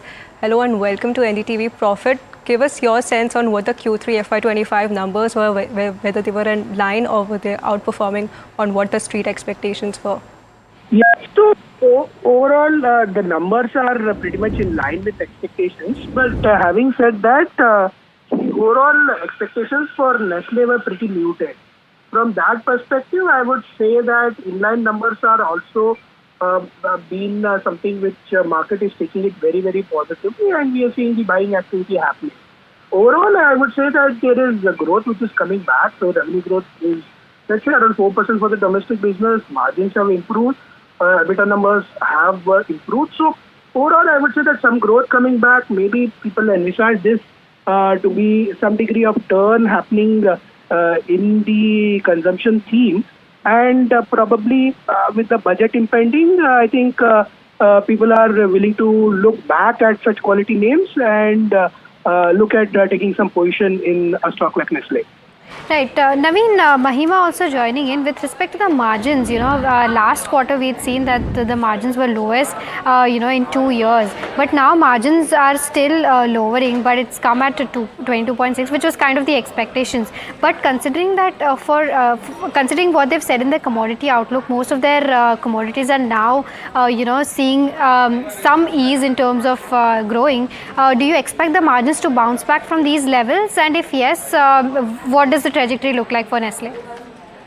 So it's possible that the margins can bounce back from the current levels, right? Because in any case, the trajectory for margins has been going down, and Nestle over a long term, we know that is a company which tends to deliver on margins, right? So that's one aspect which Nestle actually has never had a problem in terms of delivering. It's to do many a times we've seen that there have been challenges with regards to volume growth, the product prices being slightly on the higher side. Those were the key areas, right? Once I think volume growth starts ticking in, I don't think so they should be having any challenge in terms of delivering, in terms of the margins, because the pricing power that Nestle enjoys is still tremendous. I don't think so anybody in the FMCG industry comes close to Nestle in terms of their pricing power.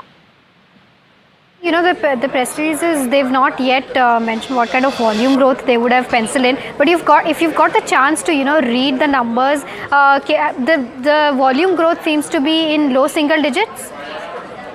Yeah, that's what it seems to be the case, because they have given category-wise some bit of bifurcation where in terms of growth. So it seems that probably there is some degree of volume growth which has come in. But exact numbers I'm still trying to figure out. It will take probably some bit of time to understand the volume growth based on pricing actions that they would have taken.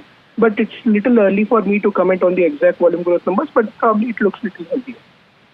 With respect to, Tata Consumer as well, if you've got the chance to, see those numbers as well, we've seen a sharp downtick in terms of the margins, because of the tea inflation that was upheld. But international business did well for the company, and the streets have, kind of penciled in that aspect. How did you read those numbers, and what do you think? Why did the stock see an uptick in trade today?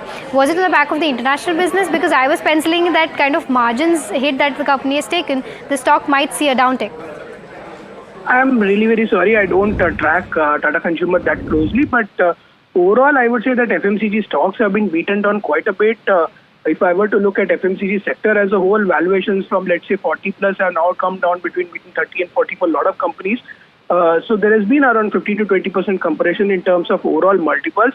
And considering that these are all quality franchises which don't require much capital to grow, I think there is a case to start re-looking at some of the FMCG names. Right. And one last question, Naveen, before I let you go. A recent trend that's been observed is the small packs. They are something that's gaining traction because the common man does not have enough money in his hand to buy those bigger packs. Is that the common trend that you've been observing amongst all the results? And if yes, going forward, what will volume growth look like then?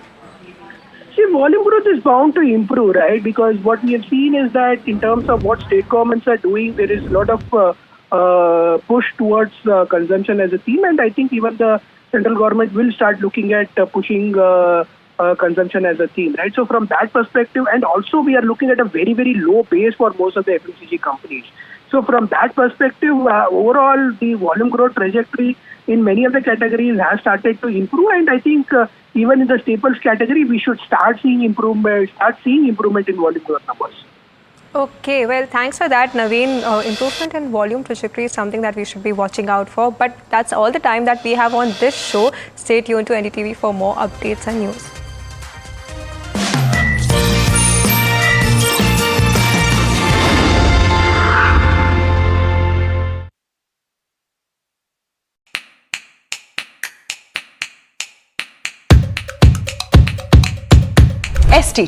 STT definitely needs to change. Old tax regime. 1991 budget was truly a game changer. I mean, the rest is history.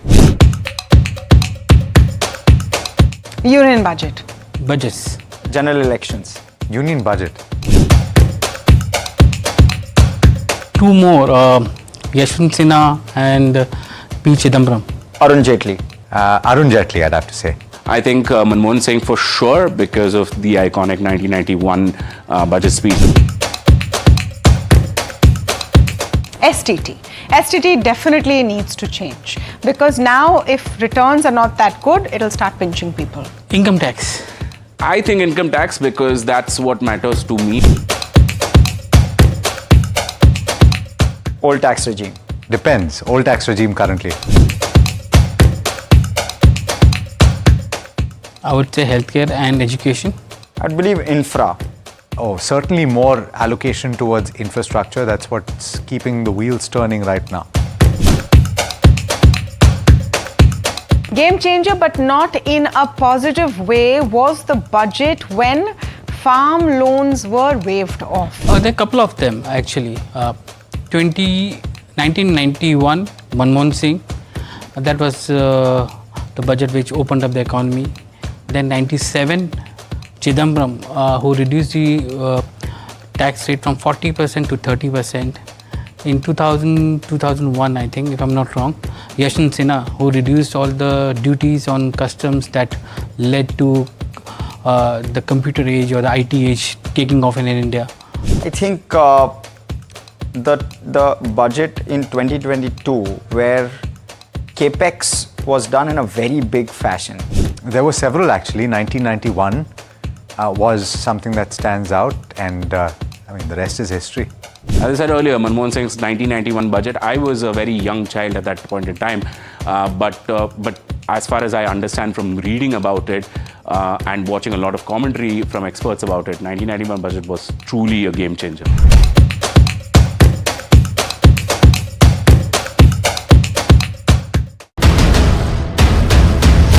This is the day that shapes the future of 1 billion dreams. From the fields of agriculture to the backbone of defense. From ambitious infrastructure projects to everyday tax policies. Every decision counts. How will this budget balance growth and fiscal prudence? What will it mean for jobs and what will it mean for your portfolio? Join us for the most comprehensive coverage of Budget 2025 as we decipher the impact of this budget on you.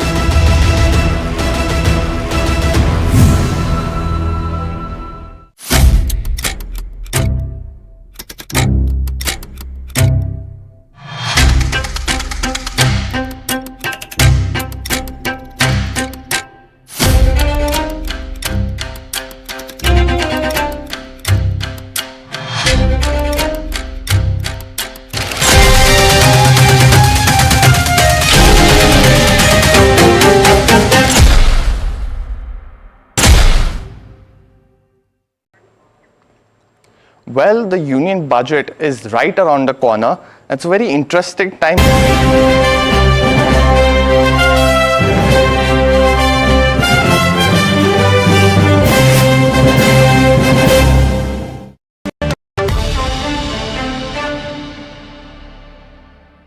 Hello and welcome to NDTV Profit. A very good afternoon to all the viewers. You're watching Profit Buzzers, a special earnings edge edition. I'm Hiral Dadia. First up, Biocon, that's the company that we're focusing on. Reported numbers, if you see in terms of the quarter after the one-offs, that's the BFI divestment and Bicara, the numbers are looking pretty strong. The key question is the growth going to continue? Joining us on the show to discuss more is Peter Baines, Group CEO at Biocon. Peter, good afternoon and welcome to the show. My first question coming to you is with regards to the like-to-like numbers, if you see after you exclude the one-offs, the kind of growth that you've seen in this quarter, are you expecting to see a continued similar position or will it improve? Because our estimates are probably we could see double-digit mid-teens. So thank you, and thank you for the question. I mean, we're very happy, I think, with the growth seen in this quarter. As you say, on a like-for-like basis at a group level, it's 14%, 10%, which is 14% from biologics, 11% from our research services division, and although a 2% degrowth in generics, it's a healthy 8% sequential. Those are good growth dynamics, and we've been working very hard on the building blocks behind that to put in place pipelines that can ensure that that sort of growth momentum can continue and perhaps grow a little bit more going forward. So what's really important is that the pipeline in biologics now has 5 assets on a global basis to launch. And with the generics business, we're now well placed, particularly with generic liraglutide, to roll that out in the coming year. And with the research services, we've seen the return to growth, with the research services picking up very nicely and supported by the ongoing growth in the development and dedicated center businesses. So yes, I mean, we're pleased with the growth this quarter, and we can have line of sight now for potentially sustaining and building on that growth going forward. Okay, so sustenance is one part of it, but do we look at double-digit mid-teens then? So we don't guide specifically in that sense, but the numbers we're achieving, are pretty good. As I said, on a like-for-like basis, 14% with the biosimilars, double-digit 11% with the Syngene research services, and more looking at the sequential growth, 8% on the generics business. So pushing to double-digit growth on all three of the drivers, and then looking to push that in, towards the teens is clearly something we're working on. It will depend on the phasing of the launches in the products we're looking to bring to market, and of course execution. But those are the kind of goals and targets that we're looking at. Okay. Coming to your biologics segment as well, one is the market share in some of your products has actually doubled, right? So if you have to look at the other aspect, has there been any price erosion in the portfolio? Yeah, so there's always a balance there. I mean, we're very pleased with the market share performance, as you pointed out, in the United States in particular, in the oncology franchise, where with our two lead products, Fulphila, pegfilgrastim, and Ogivri, trastuzumab, we're in the 20% market shares. Those are extremely strong positions. Inevitably, there will be some pricing pressures in the life cycle management there, but now we're well placed to bring in the new products, like ustekinumab, where we're looking to launch in the United States starting next month. And that will come in at a higher margin, so you get the blend there, looking to sustain margins, and even, if we can get all the products out, to expand them. So there isn't a fixed margin there. It is a mix and a blend reflecting the stage phase of your portfolio. What's important to us is to fuel that portfolio with new product launches. And in the United States, we have now line of sight in the next 12 to 18 months, 5 products to bring in, and in the rest of the world, an additional 3. So we're in a good position to look to, drive the growth at the top and look to build on the margins in between. Okay.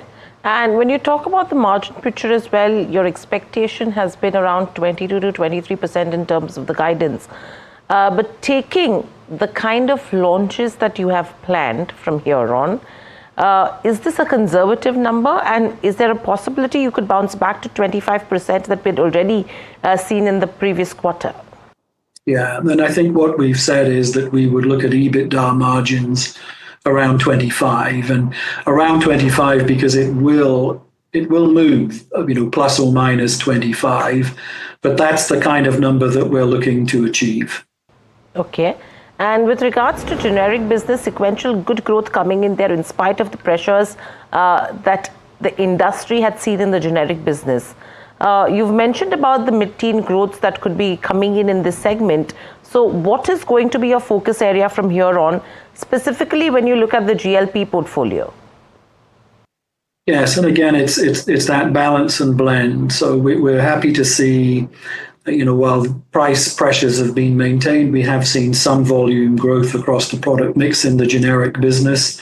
But, clearly a priority focus now is generic liraglutide, which we're looking to bring into the UK and then roll out across Europe in the course of fiscal 26 and then beyond in the United States. So that will drive revenues, and these are early days in the GLP market. Liraglutide is a significant opportunity for us, and of course ahead of that is semaglutide, which is a huge global opportunity with originator sales already at the 50 billion a year mark, and we'll be looking to play into that in the years ahead. So without a doubt, liraglutide is a priority focus for us to build out that portfolio on a global basis. We are scaled now in capacity to meet global demand as we see it, and we are extending our reach in both direct to market and through our partners on a global basis. UK, Europe, other markets in the United States. Okay, so what's the timelines with regards to launch of the GLP products in the Middle East and Brazil? Because I think those are the key agreements that you've already signed. Yes, so the loss of exclusivity and then regulatory timelines will dictate that. And of course, we're looking to ensure that we're in a very strong launch position in all markets and are working to achieve that end. So that would be Brazil. Canada's an important market. And of course, with now that we've got the European decentralized approval, we'll be working to roll out approvals and launches throughout Europe. The file is in the United States, and we will look to get that approved, as soon as we can, and then roll liraglutide into the US as well. And with regards to where the Malaysia facility goes, which is a big positive with the VI that is coming, apart from Stellara as well as Aspart, any other products that are awaiting US FDA approval? Yes, and it's bevacizumab coming out of the Bangalore facility. And remember that, we've had essentially FDA holds on our two major facilities in the biologics business, Bangalore and Malaysia, for almost 2 years. And that's been a significant break on the business momentum with the successful closures and the VIA classification in both sites, which is a real highlight for the quarter. Those breaks are now off, and that means that we can go fast for both Aspart from Malaysia and Beva from Bangalore, but many other product lines that were held back by the CRLs can also move forward, product line improvements. So that now, the very significant single product opportunities in Aspart and Beva, but also breaks off on a lot of other things. So we're now mobilizing all those opportunities to take to market. Okay, so what's the potential uptick that you're expecting specifically with regards to Stellara? Because I think the launch is in the next couple of weeks. Correct. So, this is a significant market as an opportunity. It's globally around a $10 billion product. At the originator level, we are launching globally. The US, as you say, in the next month, but also throughout Europe. And we've received approval in Japan, and we'll be working in many other geographies. So this is a real global launch for Biocon Biologics. Of course, focus will be on the US, and we're well positioned there. The commercial team has been working on this in anticipation of the launch and looking to secure early successes, with channels and with customers there. And we're making good gains there. But it's early days. We've got to wait and see how. But Peter, any number that you can put to it in terms of what's the maximum opportunity that comes out of it? No, we're not going to be drawn into that. Quite clearly, everyone knows that as these markets form, there are unpredictabilities there, and we've got to navigate all of those. It's just too early to call out a number. What's important is that we position ourselves to get out of the blocks fast. We've got a fantastic product profile, and that our team is working very, very hard to secure as many early gains as we can. Right. Moving on in terms of your insulin facility where you had a recent expansion, your capacity has doubled. So what's the target out of this one? Insulins is a unique opportunity, and Biocon and Biocon Biologics is uniquely placed. It's perhaps the biggest differentiated platform in the company. We are the largest player outside of the originators and are already a major supplier to global markets. Epidemiology in diabetes is simply going to only increase over the next decades, and the market expansion opportunity for us is very significant. That's why we put the investments into doubling the capacities of output in our Malaysia facility to capture that market opportunity, where we're very highly differentiated in our vertically integrated model through drug substance, drug product, through devices and into the market. And we're uniquely globally scaled to meet this ever increasing and large global demand. Okay. My last question, Peter, coming to you is running short of time, so a quick one. With the additional acquisition that you've made of around 1.5% in biologics, how have you funded it, number one? And secondly, would you look at demerger of the biologics business into a separate entity at any given point in time? So on the first question, we funded that through a short-term bridging loan facility, and we are committed to deleveraging, and that remains, a clear area of focus and priority. So this is a short-term bridging arrangement. And as you rightly said, it'll increase Biocon's holding in BBL by about 1.5%. With regard to sort of more corporate activities around options in BBL, we are monitoring, the market situation and the triggers that we have in our own control in terms of our business plans. But we're not committing to anything specifically at this time. But we're of course, monitoring all activities, including the market. That's the management of Biocon, on track for the growth due to biosimilar business, research services through Syngene, of course, where they've seen improvement and generics portfolio. But other stock that is in focus is Dr. Lal Path Labs. Now, this is on the back of Q3 earnings that the company has reported. Q3 is normally softer, when it comes to diagnostic companies, but company grew despite not taking any price hikes. While I had a conversation with CEO Shankha Banerjee of the company regarding the plans going ahead. Listen in. Volume for us there are two indicators of volume. One is what we call as the patient volume, which are basically patient visits, and sample volume, which are the number of tests that we are doing. So sample volume growth this quarter was a very healthy 10.3%. And even patient volume was 3.8% this quarter, which is significantly better than what we were doing same time last year. Okay, so now last quarter you had mentioned that you don't want to go for any price increase and you want to take business ahead with the volume growth. Where do you think you want to settle? Is it like 100 or 200 basis points that you are considering the growth in the volumes going ahead? So, again, like I said, we have patient volume and sample volume. Now, sample volume at 10.3% is more or less in line with our revenue growth number, which is close to about 10.7%. Now, when we look at patient volumes, our YTD patient volume growth for the first 3 quarters is about 4.4%. So, in the range of about 4.5%. Pre-COVID, we used to have numbers in the range of 7 to 8% in terms of, patient volume growth. I think as a business, we are trying to figure out and track, how do we reach that number as we go ahead. Got it. Also, Mr. Banerjee, talking about the SwasthFit contribution, which contributed, the overall contribution is about 23 to 25% and has remained in that range in the last few quarters. What is the medium-term aspiration that you have set in for this? We are not setting any target specifically on SwasthFit, but what we see as, overall market, the acceptability of bundled packages has been going up year on year.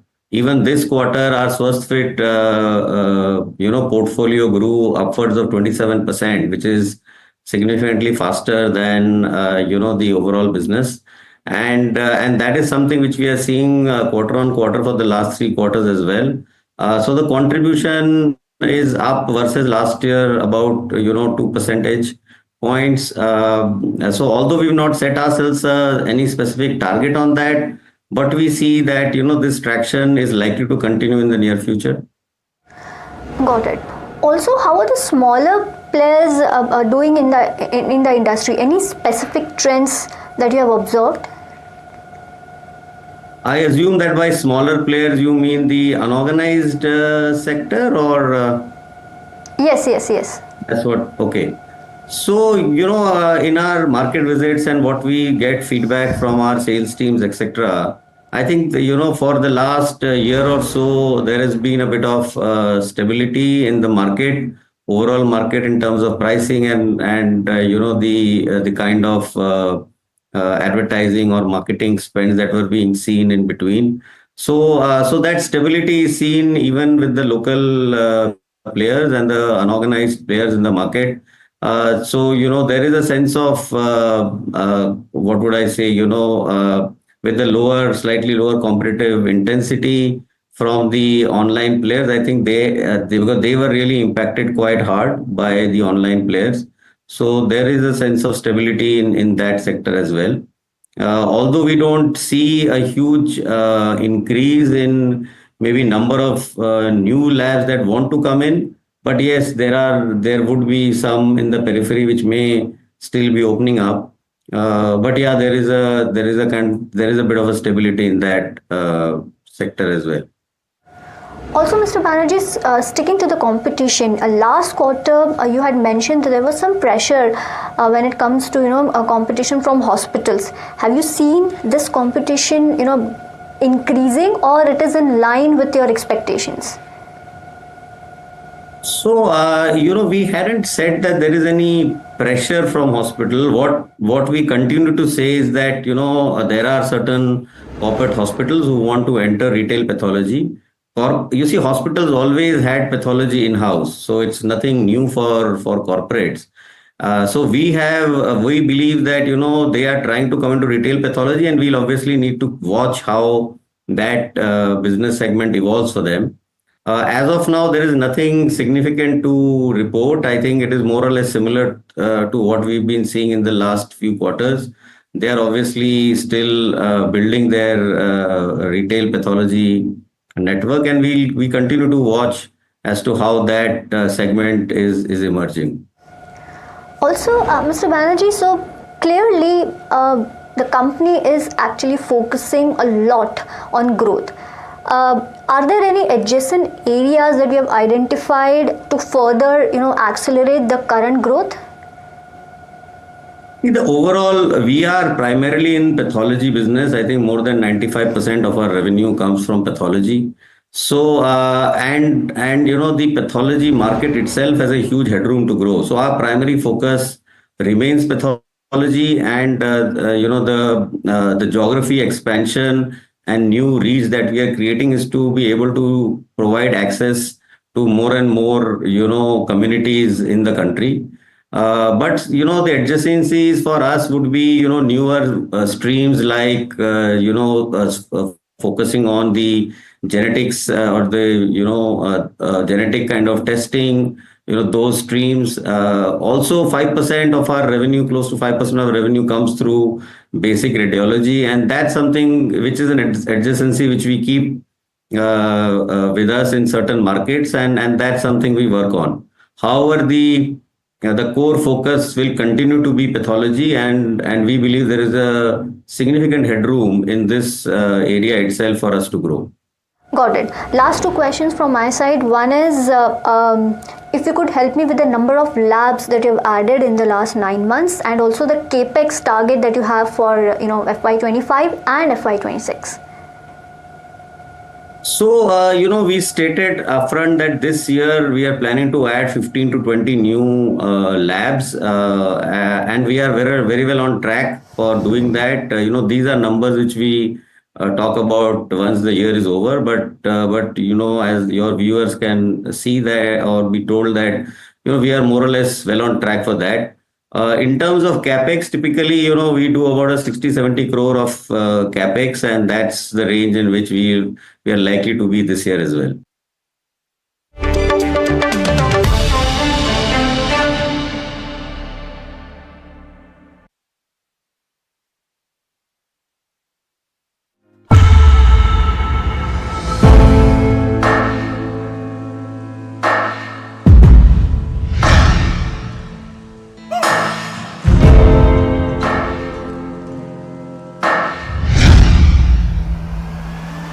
I present the budget for a historic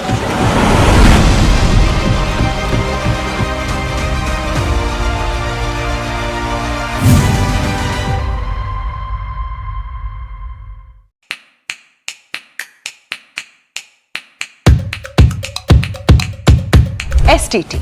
STT definitely needs to change. Old tax regime. 1991 budget was truly a game changer. I mean, the rest is history. Union budget. Budgets. General elections. Union budget. Two more, Yashwant Sinha and P. Chidambaram. Arun Jaitley. Arun Jaitley, I'd have to say. I think Manmohan Singh for sure because of the iconic 1991 budget speech. STT.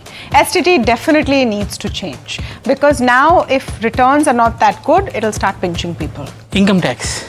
I think income tax because that's what matters to me. Old tax regime. Depends. Old tax regime currently. I would say healthcare and education. I'd believe infra. Oh, certainly more allocation towards infrastructure. That's what's keeping the wheels turning right now. Game changer, but not in a positive way, was the budget when farm loans were waived off. There are a couple of them actually. 1991, Manmohan Singh, that was the budget which opened up the economy. Then 97, Chidambaram, who reduced the tax rate from 40% to 30%. In 2001, I think, if I'm not wrong, Yashwant Sinha, who reduced all the duties on customs that led to the computer age or the IT age taking off in India. I think the budget in 2022 where capex was done in a very big fashion. There were several actually. 1991 was something that stands out, and I mean, the rest is history. As I said earlier, Manmohan Singh's 1991 budget, I was a very young child at that point in time, but as far as I understand from reading about it and watching a lot of commentary from experts about it, 1991 budget was truly a game changer.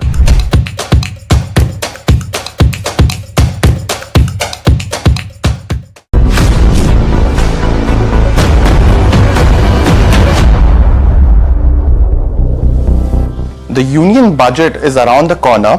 What could be announced and how will it impact the market? UBS comes out with a key report. UBS thinks the impact of the budget on the stock market would be muted as the capital expenditure and consumption boost could be limited in this time around. But what does UBS estimate the government could announce? We bring you what UBS expects in 5 key aspects. The first one's of course the impact on the stock market. Government's fiscal deficit, which occurs when the government's total expenditure exceeds its income. The third aspect would be infra companies to be impacted in this key budget, changes in the capital market structure and taxation, and finally, what government companies could be divested this time around. Now, UBS feels that the budget might not boost the market as the expenditure on consumption as well as capex might be lesser compared to the previous budget. Now, this time, it is assumed that if the fiscal deficit is contained at 4.5% of the GDP in 2026, it could of course be a shortfall met by borrowings. Apart from this, UBS feels if the capital expenditure for 2026 is budgeted at a similar levels of rupees 11 lakh crores, similar to the FY25 budgeted capital expenditure, it could be negative for companies like L&T as well as the other core infrastructure companies. UBS also says the importance of domestic orders for the infrastructure companies is now higher given the limited overseas opportunities, especially in the Middle East. In this regard, UBS thinks companies exposed to private emerging infrastructure and power value chains are relatively better placed given the private sector capex growth remains in the double digit. Now, UBS also does not expect any changes in the tax policy, especially for the capital markets in their base case estimates. UBS also expects the administration to maintain a lower target for divestments of around 30,000 crores for FY26. UBS's revenue collection estimates are marginally improved in line with the nominal GDP expects, and the gross tax revenues will be in a growth phase of about 11.5 to 12% in FY26 versus about 10.7% on a year-on-year comparable basis between April and November of 2024. In terms of divestments, as mentioned, the target is around 30,000 crores for FY26, which is lower than the 50,000 crores estimated for FY25.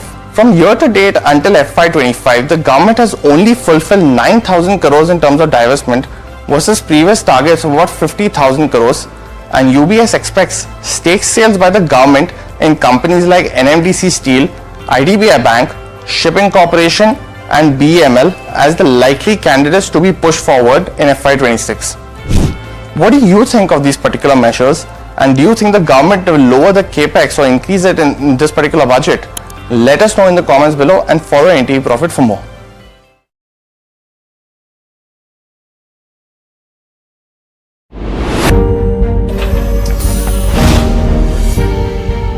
Do you really know the company you invest in?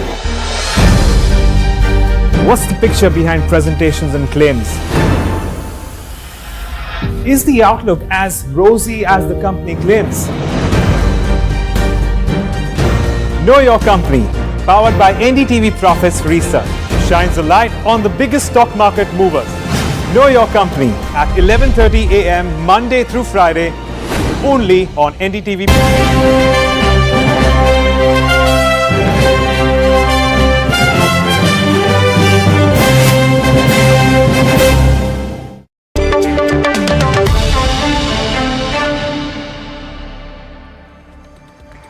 Welcome back to Profit Buzzers. My name is Varsha. Well, Max Healthcare is the other company which is in focus. Now, this is on the back of Q3 numbers that the company has posted. Net profit did decline. Now, that was because of the exceptional item and increased finance cost. Varsha. 1. The Economic Survey 2024-25. The Economic Survey 24-25 Statistical Appendix. Thank you. सभा की कार्रवाई कल शनिवार 1 फरवरी 2025 को रात 11 बजे तक के लिए स्थगित की जाती है. Well, let's hear it from Mr. Abhay Soy, who's the chairman and managing director of company. What lies ahead for the company and what was the reason we've seen the decline in the net profit? Listen in. So I think, we've had a revenue growth of 35% and we've had an EBITDA growth of 32% for the quarter. If you take out the exceptional one-time item, which was essentially 74 crores that we had to pay to YEIDA, which is the Yamuna Expressway Development Authority, for transfer of shares to us with respect to the JP hospital acquisition transaction. And this is clearly a one-time item. X of that, we had a 15% growth in profit after tax.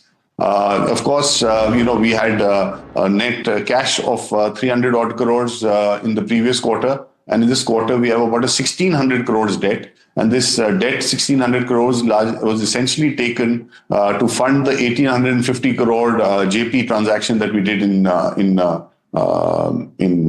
October this year. Got it. So also let us talk about EBITDA. Your EBITDA per bed on an annualized basis was at 73 lakhs. Now, if I compare this with Q3 FY24, it was 75 lakhs in Q3 FY24. Any reason for the decline? And most interesting part is the scale up expected in EBITDA per bed when it comes to your new units. That's right. So we've done 3 acquisitions last year, Nagpur and Lucknow, which we acquired in 9 months ago. Obviously they would have lower ARPOBs and lower EBITDA per bed, which were expected to pull down the overall EBITDA per bed and ARPOB. But having said that, we have to look at it in terms of ROCE. What we've also been able to do as far as the performance is concerned, demonstrate very good efficiencies, because we've more than doubled the EBITDA emanating from these 2 acquisitions in less than 9 months. On top of that, we launched our Greenfield, which was in July, about 6 months ago. And I'm happy to sort of bring to your attention that we've broken even in less than 6 months. But obviously, the EBITDA per bed is going to be 0 because we've just broken even. And, again, the ARPOB will be lower. But having said that, we've been able to do this in a record time of 6 months. Normally, the period for break-even on greenfields is anything between 18 months to 2 years. Right. So this break-even EBITDA, I assume you're talking about Dwarka. That's right. So what are your plans there now? What is the target that you've set now, considering the unit has been EBITDA break-even?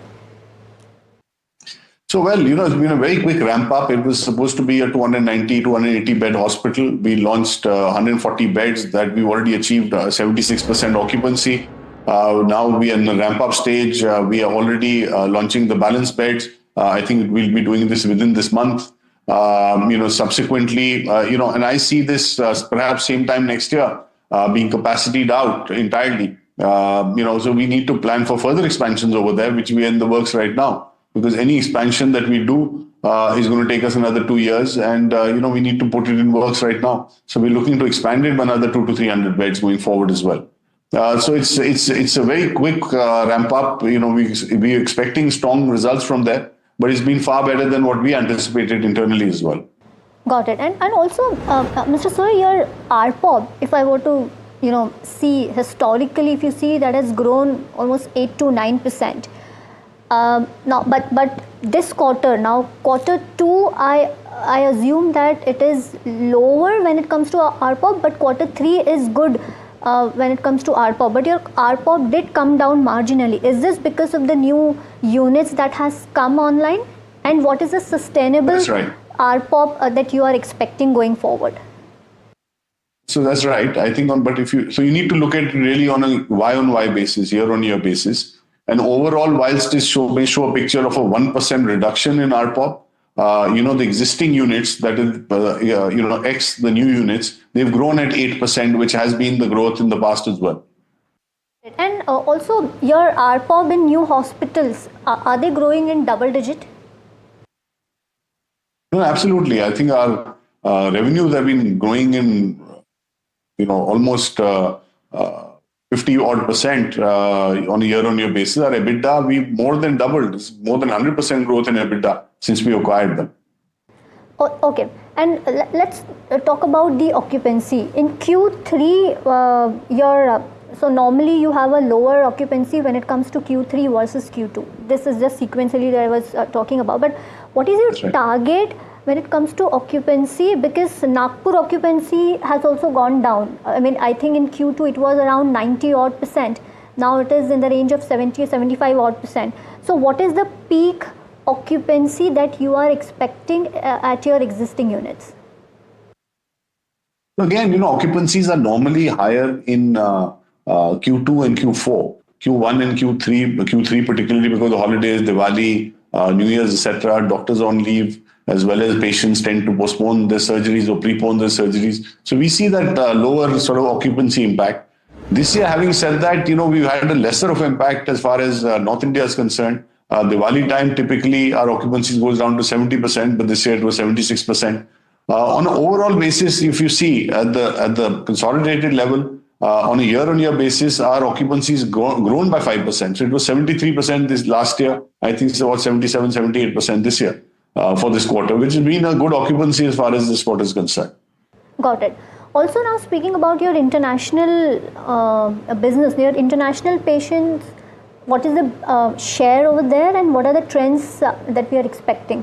And also, just wanted to know your Bangladesh contribution as well. So we have about 10 odd percent of our patients are international patients. On a year-on-year basis, it's grown by 28%. On a quarter-on-quarter basis, grown by 8 or 9%. But really the number to look at is on a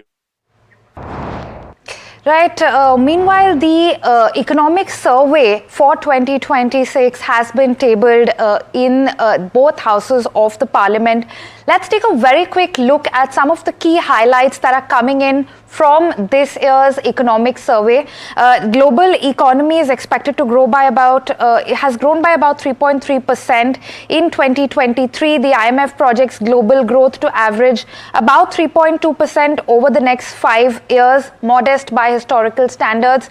The Eco Survey does talk about global challenges continuing well into the next year as well. Inflation rates are trending downwards steadily, the Eco Survey says. Despite the economic uncertainty globally, India's real GDP growth of 6.4% in FY25. Now, this is as per the first advance estimates that we had received earlier this month, does remain close to the decadal average. So the economic survey does believe that despite the fact that we have seen lower than what was previously being estimated GDP growth for India, the Indian economy does continue to show a fair bit of resilience. Now, keeping in mind the upsides and downsides to growth, real GDP growth for FY26 is expected in the range of 6.3 and 6.8%. Now, that's one of the big takeaways from the Eco Survey that's just been tabled. Let's quickly get in Dheeraj Nim, economist and FX strategist at ANZ Research. Hi, Dheeraj. Hi, Pallavi. So I know we're still going through the details of the economic survey, but of course, one of the key details that was being awaited was the range for GDP growth that the CEA would give, like he had given in the last Eco Survey. That's been projected at 6.3 to 6.8% for FY26. Is that broadly in line with estimates? Was the expectation that there would be somewhat of an upturn by the next fiscal year, at least, given that we are in the middle of an ongoing slowdown? Tell me your quick thoughts from this projection. I think it's a very credible range. So I am projecting growth in FY26 at 6.5%, which is right in the midpoint of this projected range by the Chief Economic Advisor.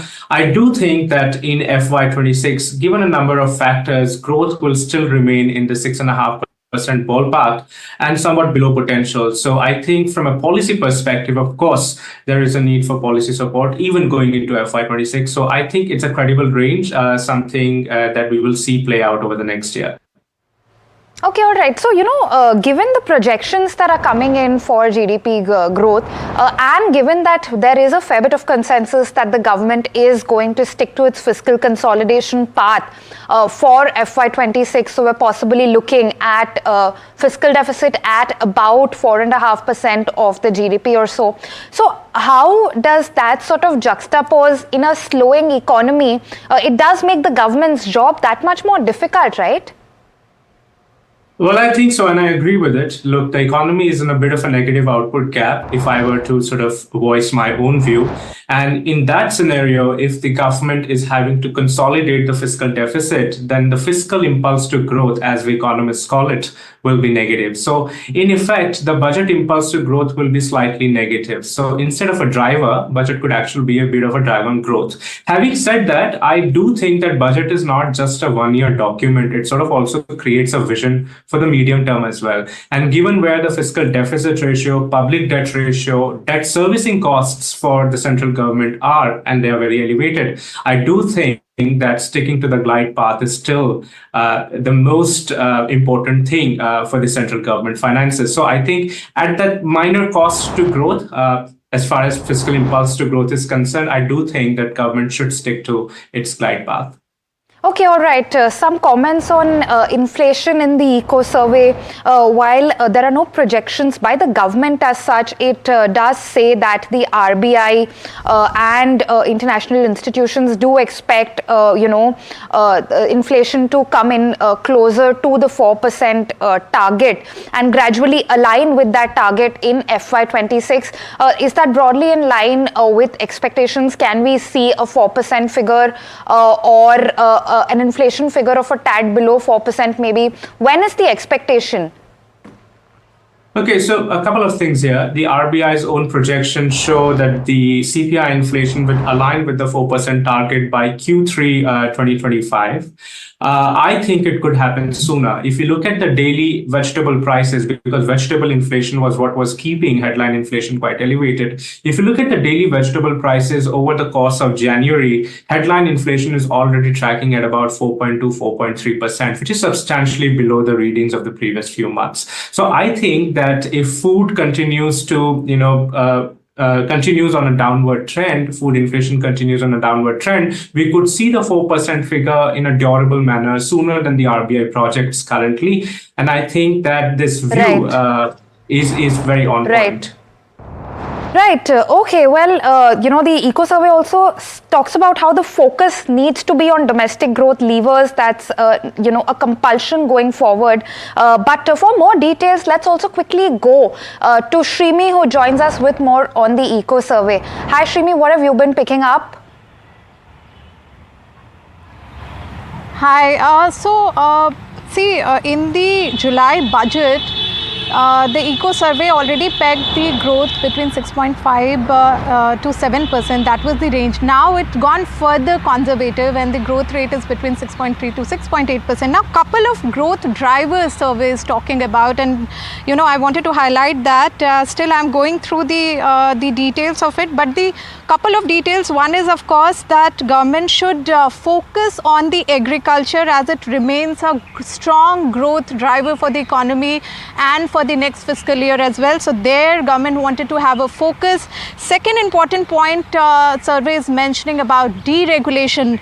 The survey is underlining that deregulation is very important in terms of having a ease of doing business. In fact, specifically for the manufacturing sector, which survey is seeing it, and it remains a concern even for the next financial year. And deregulation is required both at the state and local regulation point, especially in terms of land licensing and all the clearance, which at present causing a lot of issues in the businesses, particularly in the manufacturing sector. Third important point, survey is talking on and touching upon the employment. In fact, it's saying that artificial intelligence is one of the area which government should look into, because somewhere it's posing a risk to the overall employment. So these are a couple of points which survey is mentioning, and in fact it also touches upon the global trade, which has continued to see the down risk, looking at the present geopolitical scenario,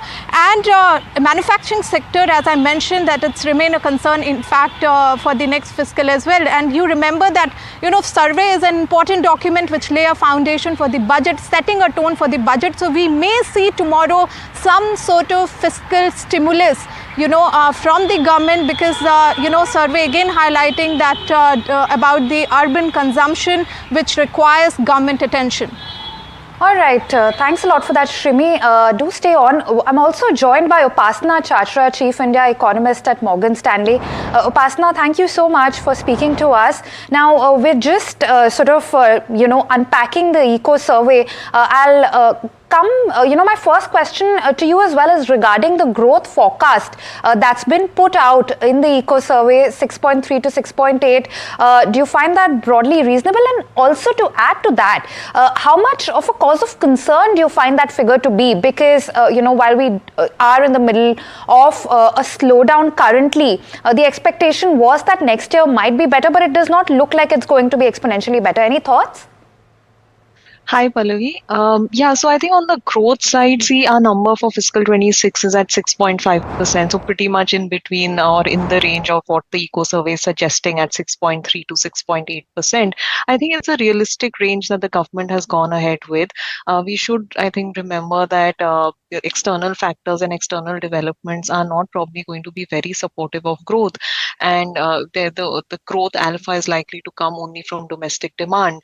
So in that context, I think starting with a range which is in this sort of mid-6 levels as a target for fiscal 25 is probably more realistic. And that bodes well from a fiscal math perspective as well. That is, you're probably going to get numbers which are going to be more realistic from the union budget that is likely to be the numbers that are that we will likely see tomorrow for fiscal 26 as well.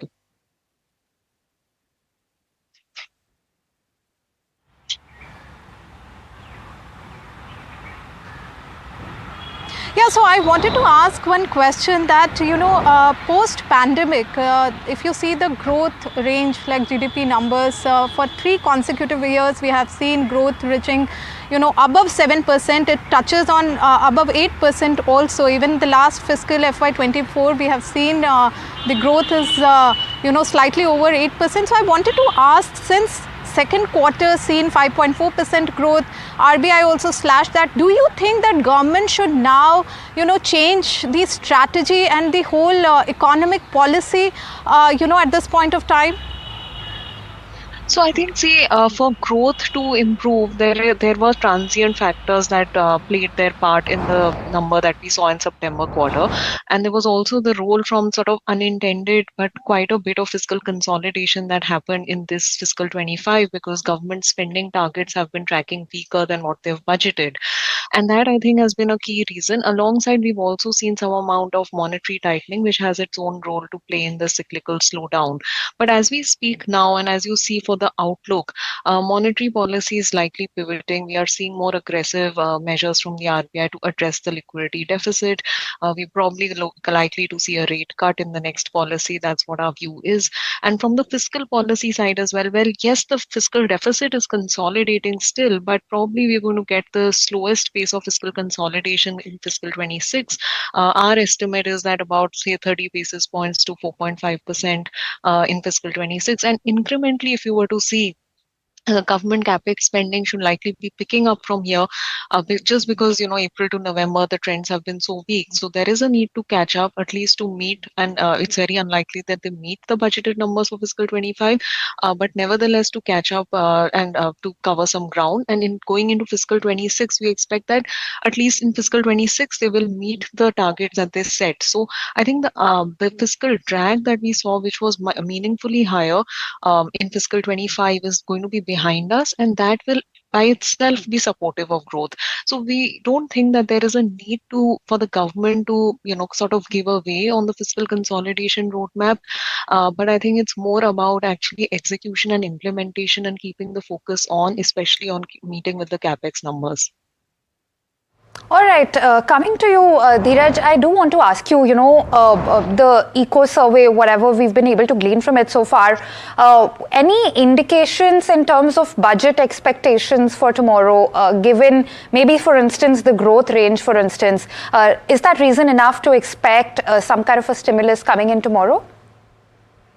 Look, like I said, the imperative to consolidate the fiscal deficit is very much there. So if you go along with fiscal prudence and fiscal credibility, which has probably been the hallmark of the current government for several years, I think a GDP growth rate, nominal GDP growth rate, anywhere between 10 to 10.5% will be a very credible number. Now, with that kind of GDP growth underlying your fiscal projections, and if you still remain conservative on revenues, for example, your tax buoyancies, etc., I think the government will still have to cut back their spending by about 30 to 40 basis points as a share of GDP. And that by itself tells you that you probably do not want to expect a big stimulus coming out of the budget for the aggregate economy. But I do want to highlight that, the budget can also work with non-fiscal measures, such as about regulation and, ease of doing business, etc., with which it can create a higher medium-term potential growth. And I think this is the perfect opportunity for that when your own growth has slowed. Right, all right. Thank you so much, Upasana and Dheeraj, for taking time out to speak to us. We will continue our coverage of the eco survey once we go through a few more details. But till then, do stay tuned to NDTV Profit for our continuing coverage.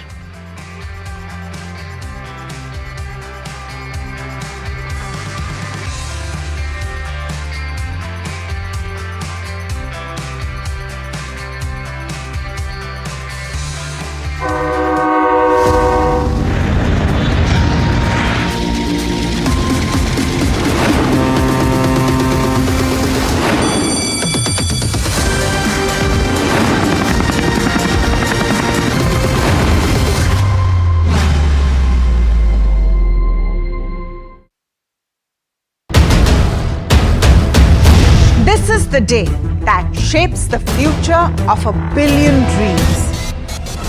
From the fields of agriculture to the backbone of defense. From ambitious infrastructure projects to everyday tax policies.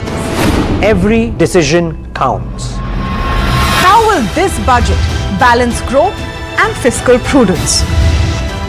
What will it mean for jobs? And what will it mean for your portfolio? Join us for the most comprehensive coverage of Budget 2025 as we decipher the impact of this budget on you.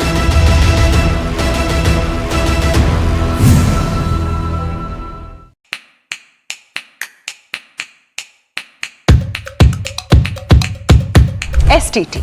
STT definitely needs to change. Old tax regime. 1991 budget was truly a game changer. I mean, the rest is history. Union budget. Budgets. General elections. Union budget. Two more, Yashwant Sinha and P. Chidambaram. Arun Jaitley. Arun Jaitley, I'd have to say. I think Manmohan Singh for sure because of the iconic 1991 budget speech. STT.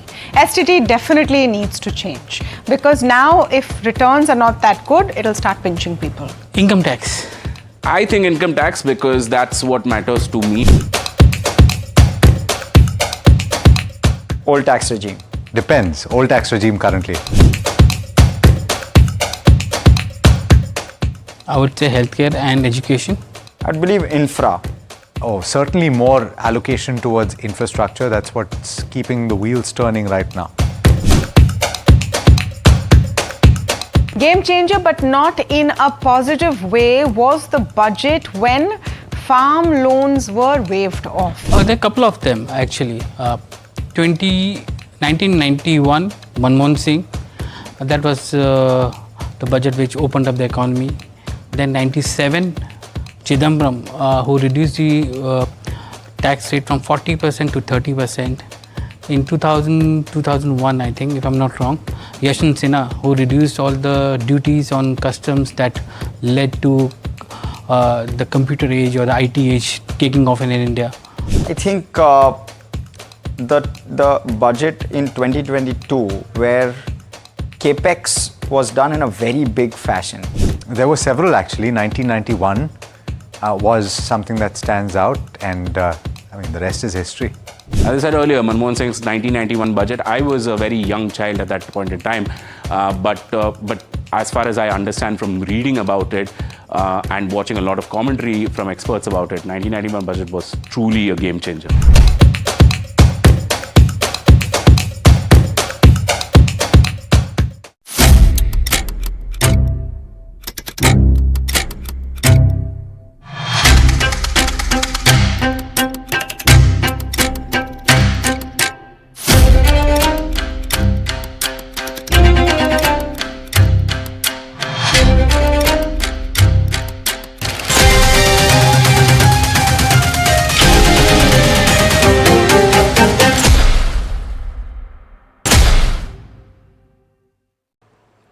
Well, the union budget is right around the corner, and we get you some of the major wish lists according to Bajaj Broking, the key sector expectations, as well as the 3 key stocks that you should watch out for in this particular budget.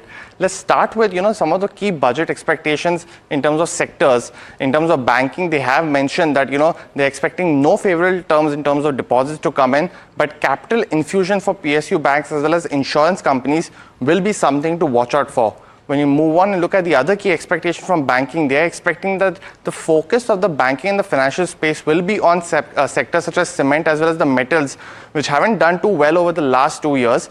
Import duty changes to support any kind of domestic production will be something to watch out for, especially for the metal space, because we are expecting and hearing rumors as well in terms of some anti-dumping duties on metals coming from China.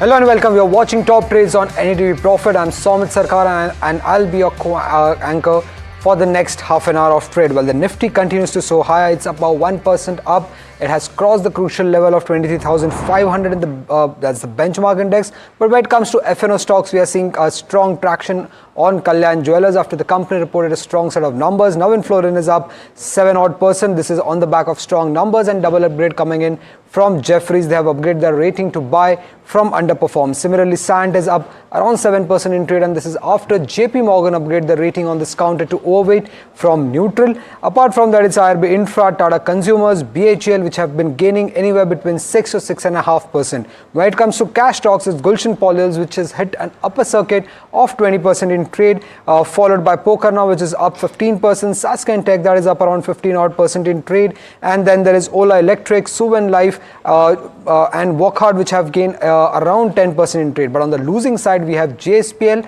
Now the numbers are pretty much in line with what the street was expecting, but it was the capital expenditure, in fact the surprise capital expenditure, which has led to a 7% downtick in the share prices. Then it's followed by Divi's, Bank of Baroda after a weak set of numbers, KPIT Tech, Sun TV Network, they are down anywhere 3%. Voltas is falling for the second straight session. It is down around 2%. Yesterday the stock was down more than 10% after the company reported a weak set of numbers. On the cash side, if you look at on the top losers, not much of a name, but Whirlpool is down again 9% in trade. Yesterday the stock had hit a lower circuit of 20%, so 30% down in 2 trading sessions. Vedanta Fashion is down 8% after reporting a weak set of numbers. Anup Engineering is down around 8%, and then that's Raymond Lifestyle, which is down around 7% in trade. But though the benchmark index is up around 1.2% in trade, Nifty is set to decline for the 4th consecutive month. Now this will be the longest losing streak on a month-wise if you look at for the benchmark,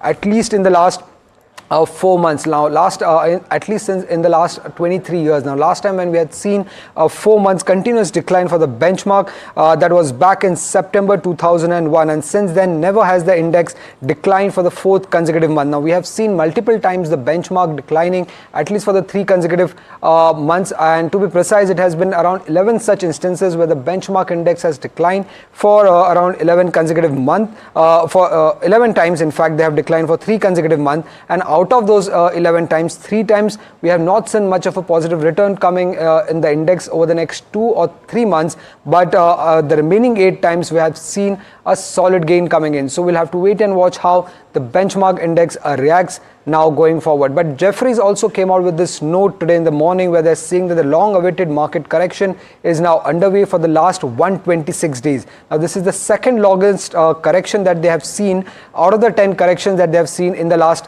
10 years. Now they're saying the markets have declined around 15%, and the current correction is in line with the average correction that they have seen in the last 10 years, and they're saying that Nifty should bottom out before Feb 7. Now Feb 7th is the RBI MPC meet, and they're expecting no tax surprise to come in the budget, and RBI to be pro-growth, to have a pro-growth stance in their MPC meet, and based on these 2 factors they're expecting that the Nifty would bottom out on 7th of Feb. Apart from this, they're bullish on the rate sensitive. They're expecting them to do well in the near-term rally, and they're saying that 12-month outlook depends on the FPI flows and strong equity supply, which could offset by domestic flows as well going forward. So we need to wait and watch what happens with the benchmark going forward.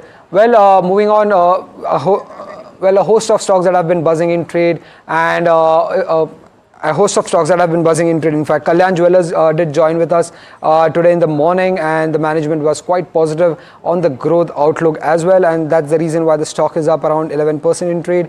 Navin Florin, as I was mentioning, Jefferies had done a double upgrade on the stock, and Citi has also hiked the target price. Pallavi will be joining us now to bring us the highlights of the economic survey. Right, now, the eco survey has just been tabled in both houses of the parliament a short while back. The most important takeaway is that GDP growth has been estimated to range between 6.3 to 6.8% for FY26. Now, this would mean sub 7% growth for India's economy for the second straight year. Geopolitical risks have been highlighted. The eco survey says that they remain elevated because of ongoing conflicts and tensions and continue to pose significant risks to the global as well as the national outlook. However, given the external scenario, the eco survey does say that the sectors domestically reveal that they're all performing well. Agri remains strong, consistently operating above trend levels. The industrial sector too is currently above its pre-pandemic trajectory, and the robust rate of growth in recent years has taken services as well to trend levels. So given the global economic scenario, India's GDP growth continues to be commendable. That is what the Eco Survey says. Some of the other focus areas are AI, agriculture, MSMEs. And we're going to be watching out for what these cues might indicate in terms of budget expectations tomorrow. Well, Sami Hotels announced their Q3 numbers. The net profit growth and the net profit number came in at close to 23 odd crore for the third quarter of FY25. My colleague Anushi caught up with the company's chairman and managing director and chief executive officer. Let's listen into that conversation. So first of all, I think the quarter three played out exactly as we had expected it to be. Just one correction, if I may. Because we own largely business hotels, we have traditionally seen quarter four being the strongest quarter. So quarter three was clearly very strong, as you said, that it's 10% growth over last year. But we also see quarter four trending pretty strong. So, Mr. Jakanwal, I want to understand from you for Q4, what are the strong levers that you're expecting? And also, if you can give us an outlook on what FY26 can mean for the business in terms of where the revenue growth is concerned, and as well as if you can give us an outlook on the margins. So quarter four is obviously strong also because of the fact that we don't have many holidays in this quarter. Quarter three has Diwali, Dussehra, Christmas, New Year. Whereas quarter four, after people come back from their annual vacation, we see pretty good run from then till 31st March. So that's just basically a statistical fact which helps us do better in quarter four.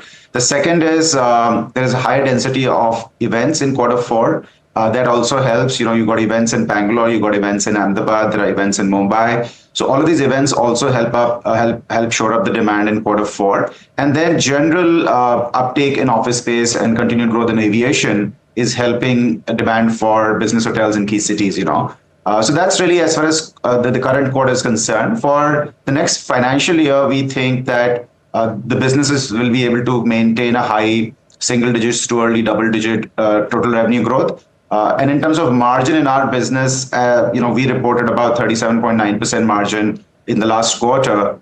In the next fiscal year, we have 2 or 3 things which will help us improve the margin.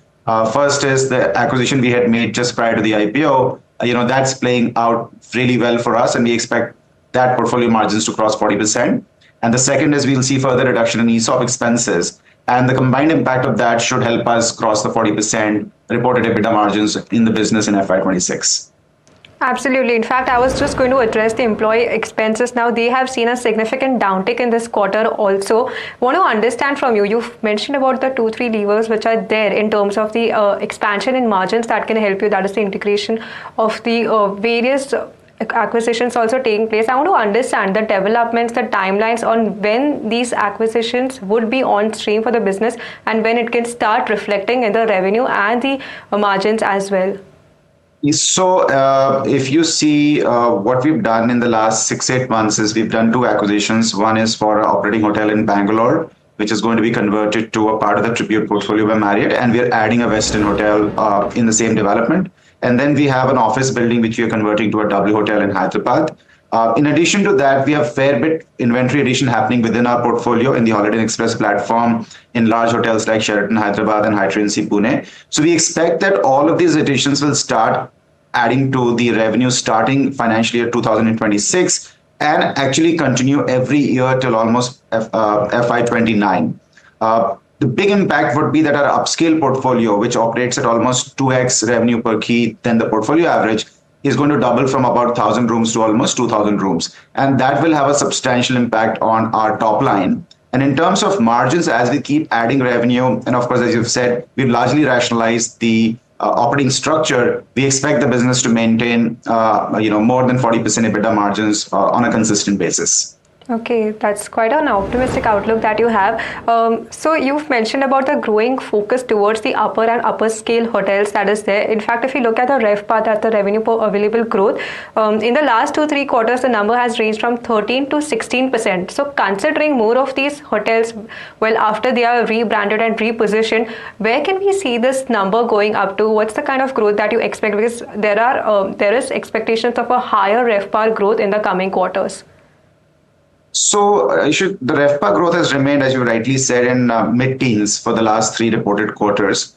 I think we maintain our point of view that total revenue growth, which includes what's coming from rooms, which is reflected in RevPAR, and also which comes from food and beverage, right? The combined effect of that will deliver, as I said, between 9 to 11, 12% total revenue growth. We feel really happy with that because we have strong operating leverage in our business. So when the revenue grows at 10% year on year, we should expect the EBITDA to grow anywhere between 13 to 14% year on year. And that's something you see even in our last few quarters. So the total revenue growth will remain in that zip code of 9 to 11%. The RevPAR itself slightly depends on the segment and the cities you're in. And some of the cities like Bangalore and Hyderabad, where we have good inventory, we continue to add more inventory, are seeing mid-teens to high-teens RevPAR growth. And some of the other cities are seeing high single digits to early double digits RevPAR growth. So that's very dependent on the city, but total overall business should deliver about 9 to 11% revenue growth. Absolutely, that was quite informative. Mid-teen to high-teen growth is something that we can expect for the business going forward in terms of where the RevPAR growth is concerned. But coming to my next question is, with the renovations, with the upper upscale hotels inventory increasing in the next coming few quarters, want to understand from you, what is the revenue mix going to be like? Currently, if I look at the revenue mix, the 43% is the scale for upper upscale and upscale. So where do you see this number increasing to? Because that would lead to a downtick in the mid-scale segment. And also, if we can also talk about the capex plans for the business. So I'll first take the capex, easier questions first. In the current, the next 2 months, we have only about 20 odd crores of capital expenditure, largely towards initiating the W in Hyderabad and the Westin in Bangalore. For the next fiscal year, we're targeting circa about 200 crores of capital expenditure, most of it going towards opening new inventory in Hyderabad and Pune, but also continuing to do work at the W Hotel in Hyderabad and Westin Tribute in Bangalore. And then subsequently, we expect about an annualized 150 crores capital expenditure to complete the projects that we've just announced. So that's part one. In terms of impact of this on the overall portfolio mix, so as you rightly said, that currently about 45% of our total revenue came from upscale assets, and that's really doubling. So if we just see the total revenue per room in SAMI, and if we just kind of take the new inventory mix that we will have once we implement all these growth projects, we actually expect about a 35% increase in total revenue. And I'm not assuming any market growth in that. So just the portfolio mix change will itself induce about 35% or total revenue growth in SAMI because of the fact that we have higher upscale hotels in the next few years. In terms of contribution of upscale, we expect the upscale to go to about 60-65% in the short term. Just a word of clarification, we actually quite like the mid-scale space, and we believe in the long term we'll maintain that healthy 50-50 ratio between upscale and the broader mid-scale. But in the short term, given how our portfolio is transforming, we expect the upscale to be at about 65% once Westin, W, and the Tribute hotels open. Okay, so in near term, 65 and then 50-50 mix. Is that the correct understanding for SAMI Hotel? That's right. That's right. Okay. And considering the capex plans which are ongoing, I want to understand, you are also focused on reducing the debt as you move forward. I want to understand what is the current debt like and how do you plan to decrease to? What should be the levels that we should look forward to, say, for 26 and 27? Our current net debt is about 2,000 crores. We expect that we will close the current fiscal year at about 4.5 times net debt to EBITDA. We have a stated target to get that down to about 3.5 times net debt to EBITDA in FY26. We are on track to deliver that. Actually, even this year, if we consider the amount of capex that we've invested and if we kind of remove it from our overall debt, we should start touching about 3.8, 3.9 times at the end of March 31, 2025. So we expect to take it down to about 3.5 times net debt to EBITDA by end of FY26. What's causing that is the fact that we maintain pretty healthy cash generation from the business every quarter.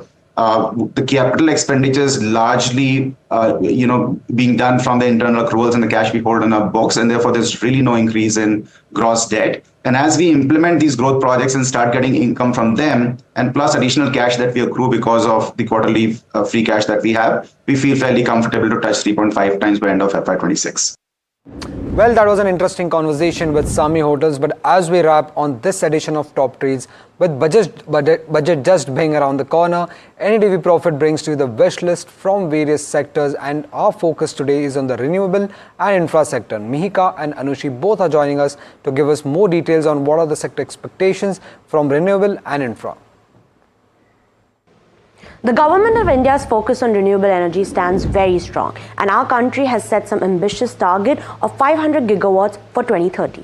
Our shift to clean energy is no longer just a trend, but the transition cannot happen overnight, and it certainly won't be smooth without strong government support.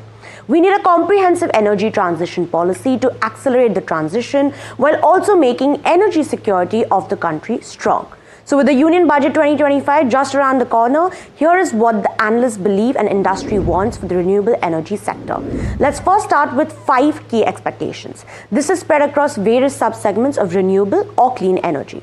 The first key expectation is higher capital allocation for the PM Surya Ghar Bijli Yojana scheme in FY26. The current allocation stands at 75,021 crores in order to install 1 crore household rooftop installations. More support for this program can benefit players like Tata Power, Warrior Renewable Tech and Adani Green Energy. Next, Jeffries awaits tweets on duties on solar modules and cells. Positive policies in this area could benefit Warrior Energies and Premier Energies. The third key expectation is for higher budgetary support for offshore wind energy. Carriage ratings note that incentives for project cost funding, larger turbines as well as mandatory sourcing from distribution companies could help the space. The need comes due to low developer interest in offshore wind despite the 6,853 crore viability gap funding scheme announced last year. The major driver for the low interest is the 2.5 times higher setup cost for offshore wind projects when compared to onshore projects. The fourth key expectation is for battery energy storage, an ecosystem that is key for 24/7 power supply.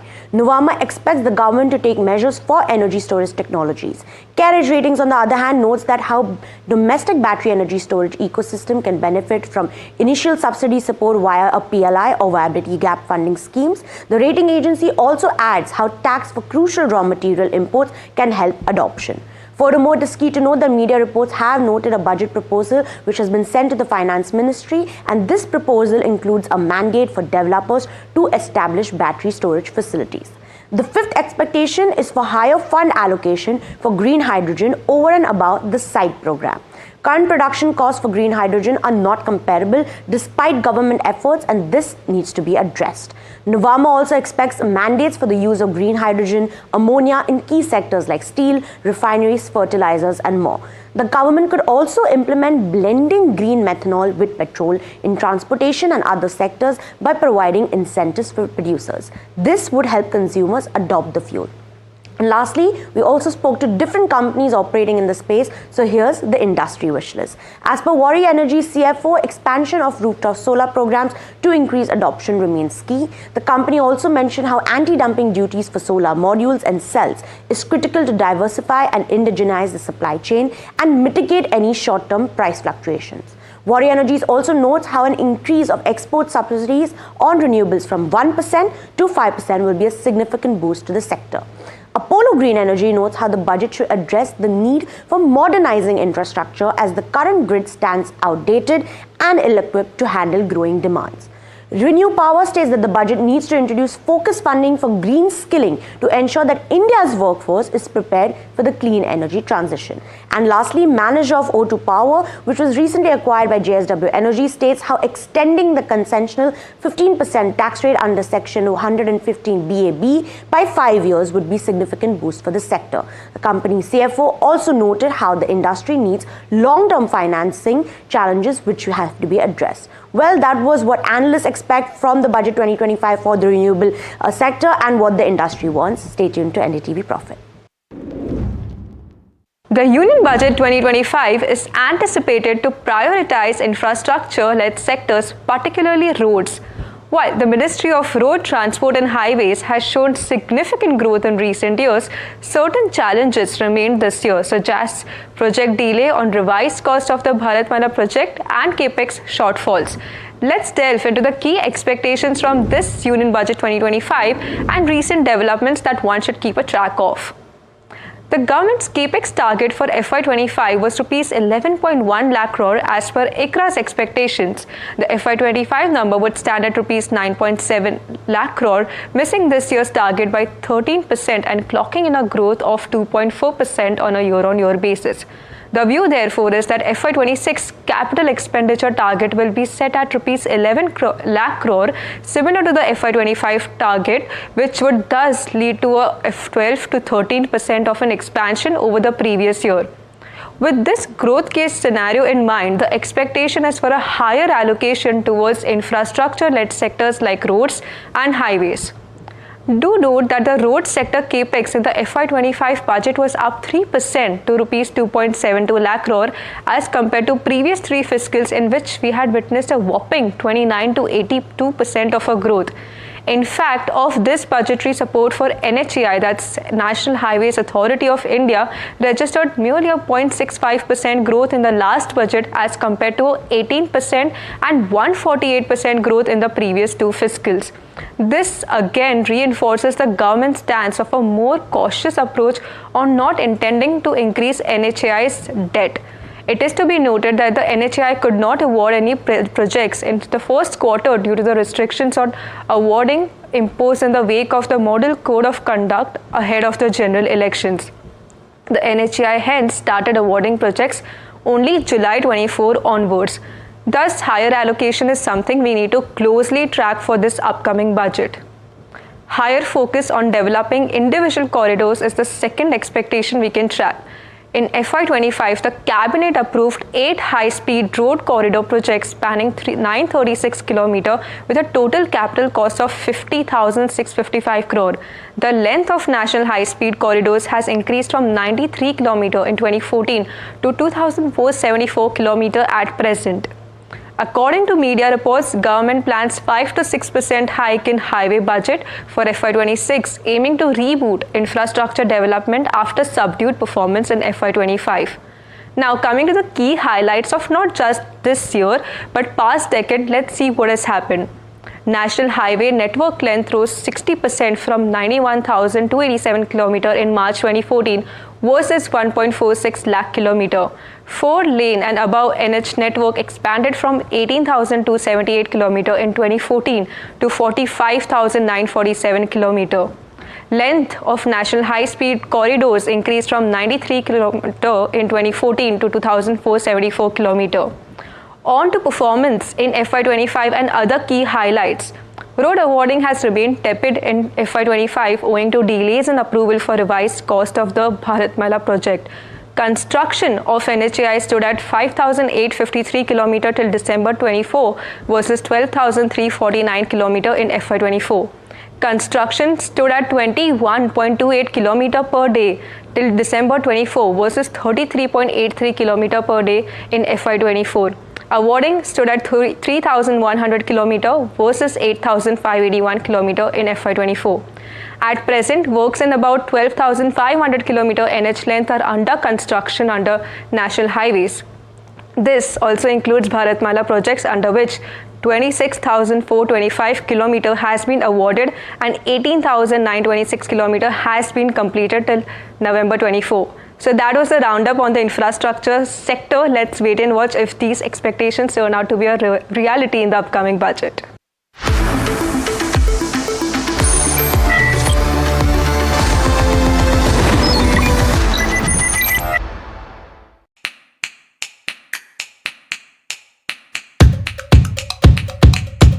STT.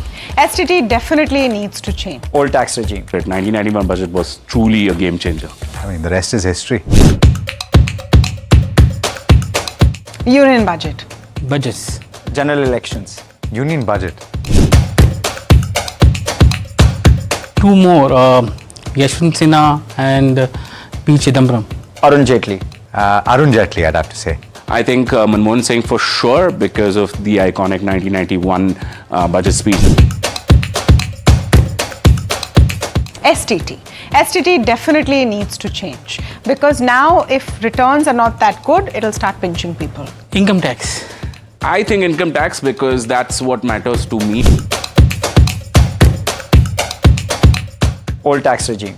Depends. Old tax regime currently. I would say healthcare and education. I'd believe infra. Oh, certainly more allocation towards infrastructure. That's what's keeping the wheels turning right now. Game changer, but not in a positive way, was the budget when farm loans were waived off. There are a couple of them actually. 1991, Manmohan Singh, that was the budget which opened up the economy. Then 97, Chidambaram, who reduced the tax rate from 40% to 30%. In 2001, I think, if I'm not wrong, Yashwant Sinha, who reduced all the duties on customs that led to the computer age or the IT age taking off in India. I think the budget in 2022, where capex was done in a very big fashion. There were several actually. 1991 was something that stands out, and I mean the rest is history. As I said earlier, Manmohan Singh's 1991 budget, I was a very young child at that point in time, but as far as I understand from reading about it and watching a lot of commentary from experts about it, 1991 budget was truly a game changer.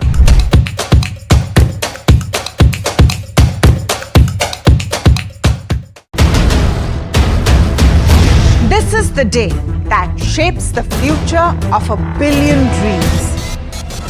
From the fields of agriculture to the backbone of defense. From ambitious infrastructure projects to everyday tax policies. Every decision counts. How will this budget balance growth and fiscal prudence? What will it mean for jobs and what will it mean for your portfolio? Join us for the most comprehensive coverage of Budget 2025 as we decipher the impact of this budget on you.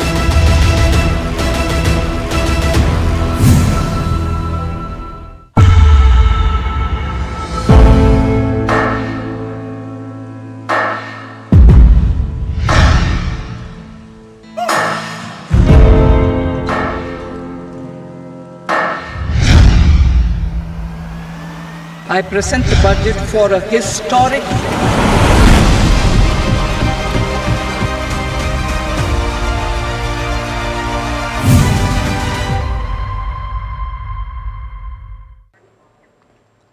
Well, the union budget is right around the corner.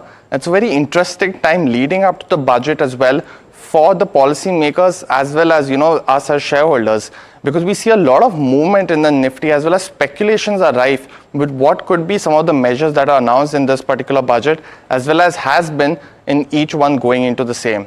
We look at some of the key moves that have seen in the Nifty before as well as after the budget and get you some of the biggest measures that were announced in these budgets and what could have led to the strong Nifty reactions. Let's first look at 2024 because we had two budgets announced in this particular year. One was post the elections as well, and we did see a 1.5% move in just a week after, and that momentum was continued in the month as well. Leading into this budget, there were a lot of speculation, so we saw a downward reaction of the Nifty in the past week, and we did see some of the measures such as the standard deduction being increased to 75,000 for salaried employees from 50,000 earlier, as well as the new tax regime now and having tax-free status for up to 3 lakh rupees per annum for the investors as well. Apart from that, we saw custom duty reductions on mobile phones, gold as well as chargers as well. And these were some of the key moves in this particular budget. Leading up to the election, we had, the 2024 budget on February as well. Let's see some of the reactions as you can see in this particular time frame as well. One of the key moves was increasing the budget for capital expenditures to 11 lakh crores, the first and a very huge budget as well compared to the last decade. And we did see one of the positive reactions in the week and the month after as well. For 2023, it was a very budget going into this particular budget. Speculations were rife. We did see a negative 2% reaction just in the week before leading up to the budget as well. While the momentum wasn't very strong, and in this particular budget, we did see the new tax regime increasing the rebate to 7 lakhs. But apart from that, there was some continuations of policy measures, but nothing big to report as for. For 2022, it was a very interesting budget because we did see a strong reaction going into the budget just the week before by roughly about 2.5% on the positive side. But in the next week, as well as the month after, we saw a sharp reaction on -5% of the Nifty reactions. Some of the key measures were like they had involved rupees 2 lakh crores as additional credit to MSME firms. Apart from that, we also saw roughly 48,000 being allocated for building 80 lakh houses. But none of these measures could give the big positive boost.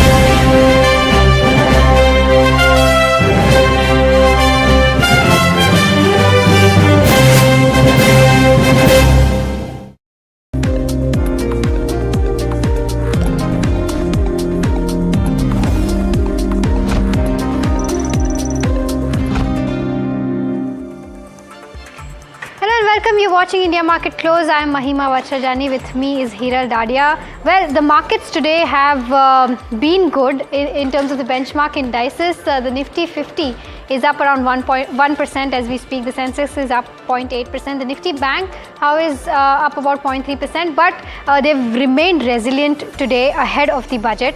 Let's also pull up the heat map and see how the contributors on the Nifty are looking like. There you go. It's a sea of green today, fortunately. And Tata Consumer, Nestle, the consumer pack is the one that's stealing the show. But let's cut into CA, which is addressing. Let's listen to what they're saying.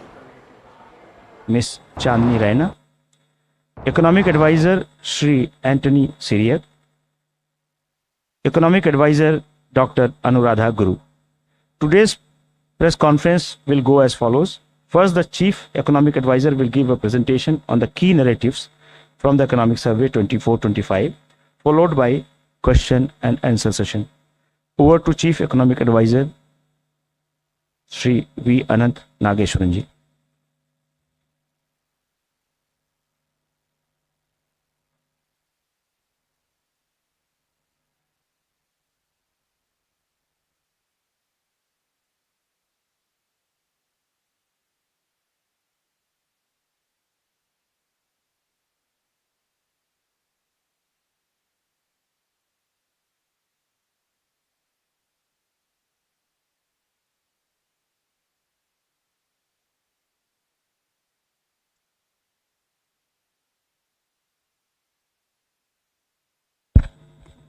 Thank you and good afternoon, everybody. Although we are almost at the end of the first month of the current calendar year, still 11 more months to go. I wish you all a very happy and healthy 2025. And I hope you had a good first month already. So we will go into the presentation on what the Economic Survey 24-25 is about. This is a presentation on the Economic Survey contents rather than on the state of the economy per se, although which will be there at towards the end of the presentation as well. The structure of today's presentation, we will cover the following issues: the changing global landscape and how India can rise the game for the new playing field.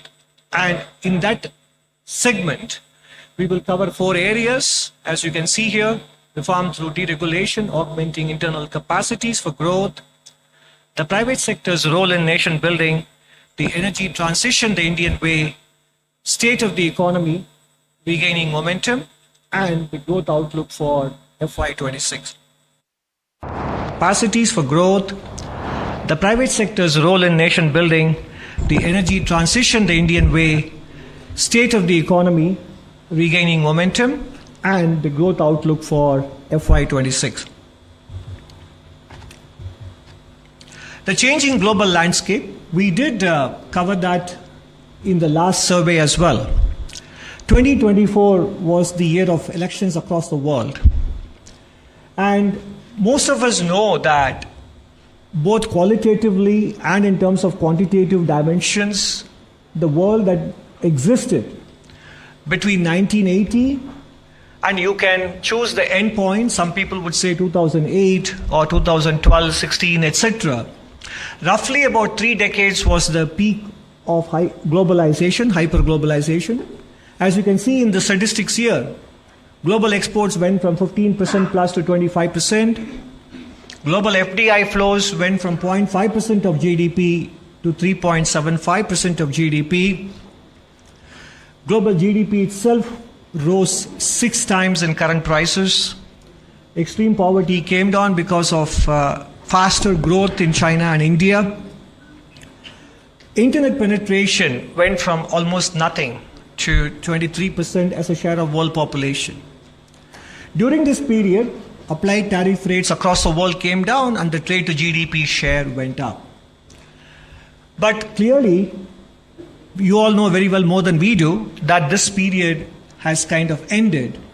Even if we are not reversing very actively, we no longer are advancing along these dimensions. New import restrictions every year were of the order of about 3,000 restrictions imposed by countries across the world. They have jumped to about 5,000 restrictions in the last 4 years. And the key reason that is cited by countries in imposing restrictions is strategic competitiveness. I think that is the important theme that we have to internalize as a country, both in the policy space and in the private sector space. There is strategic competitiveness, so therefore efficiency considerations have given way to resilience and supply side security considerations.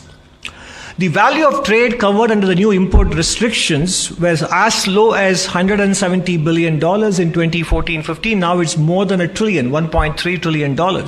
So effectively, I think both import-export and investment flows are being looked at through the prism of strategic competition. And that is a new world which may be with us for quite some time to come, and therefore we need to get used to operating in this space. As a result, world FDI net inflows as a percentage of GDP has come down from around 5% in the first decade to around 1% of GDP. And world exports as a share of world GDP peaked, even though it may not have come down as much as investment flows have come down. Clearly, it is on a declining trend compared to the ascending trend we saw towards the end of the last millennium and in the first decade. One of the outcomes of the globalization era was also the rise of China as a manufacturing power. India also rose as a power in global services. So what has happened in the last 25-30 years, and it is continuing even now, is in several high-tech, medium-tech areas, the presence of China is pervasive and dominant, and the manufacturing as a share of world gross output, China's share will probably be higher than the combined share of the next 10 countries. It gives them a lot of strategic levers and advantage in several areas, as we will see later in some other dimensions as well.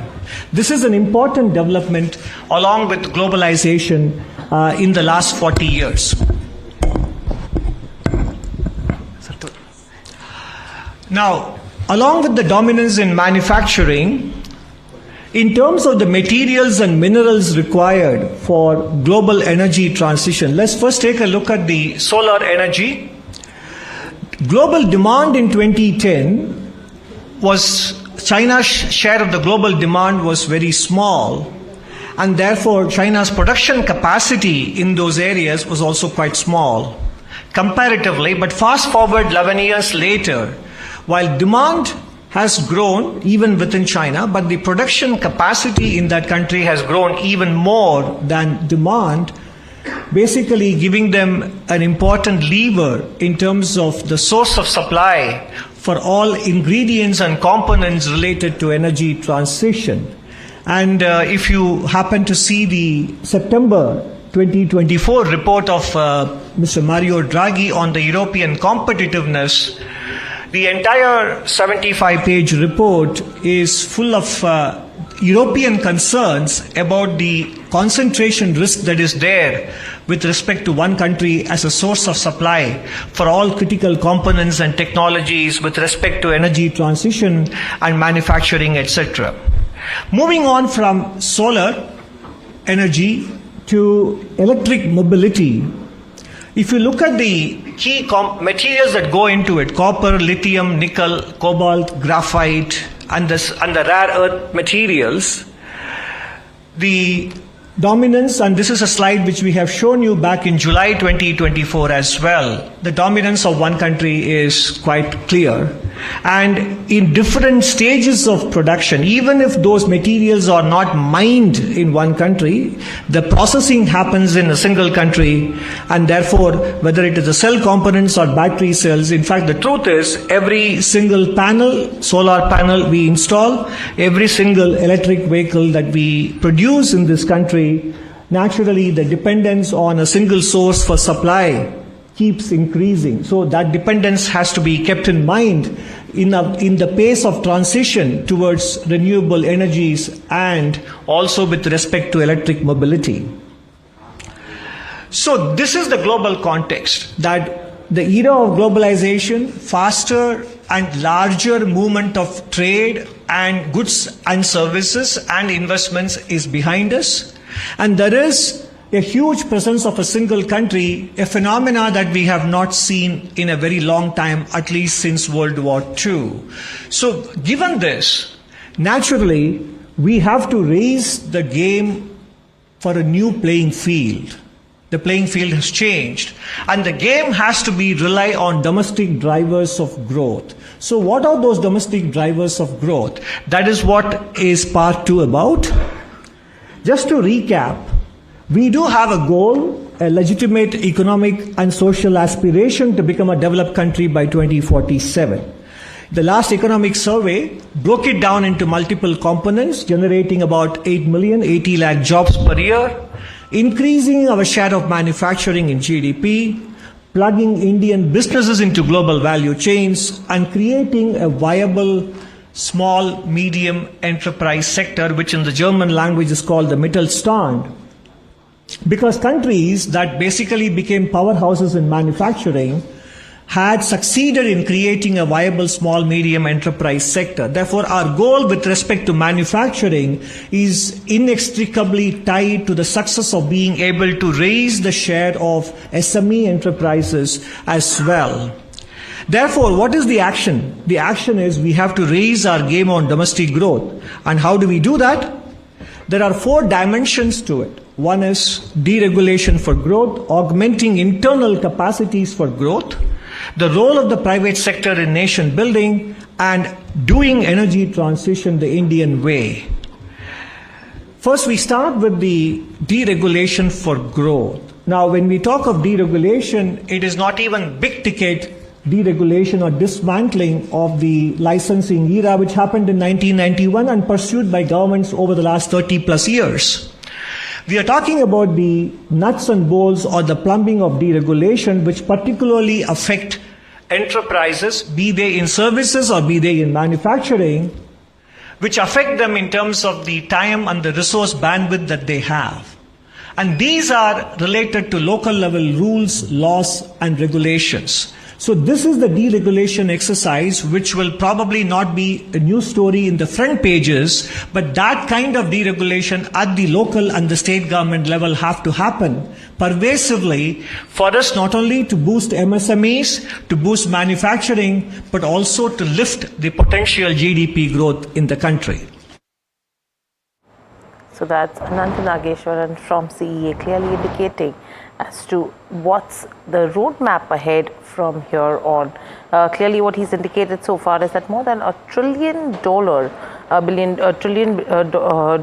have been affected in terms of a value of trade goes, and this is on the back of restrictions. In fact, we need to go and up our game in terms of domestic growth as well. But the key that's coming from the economic survey is with regards to the GDP projections, and that's the crucial one that we need to watch out for. And the inflation, which is now softened to almost 4.9% in the April to December quarter, is what we are looking at. But the GDP becomes the key mahima, and from there on, what the commentary will be with regards to tomorrow, growth versus the capex.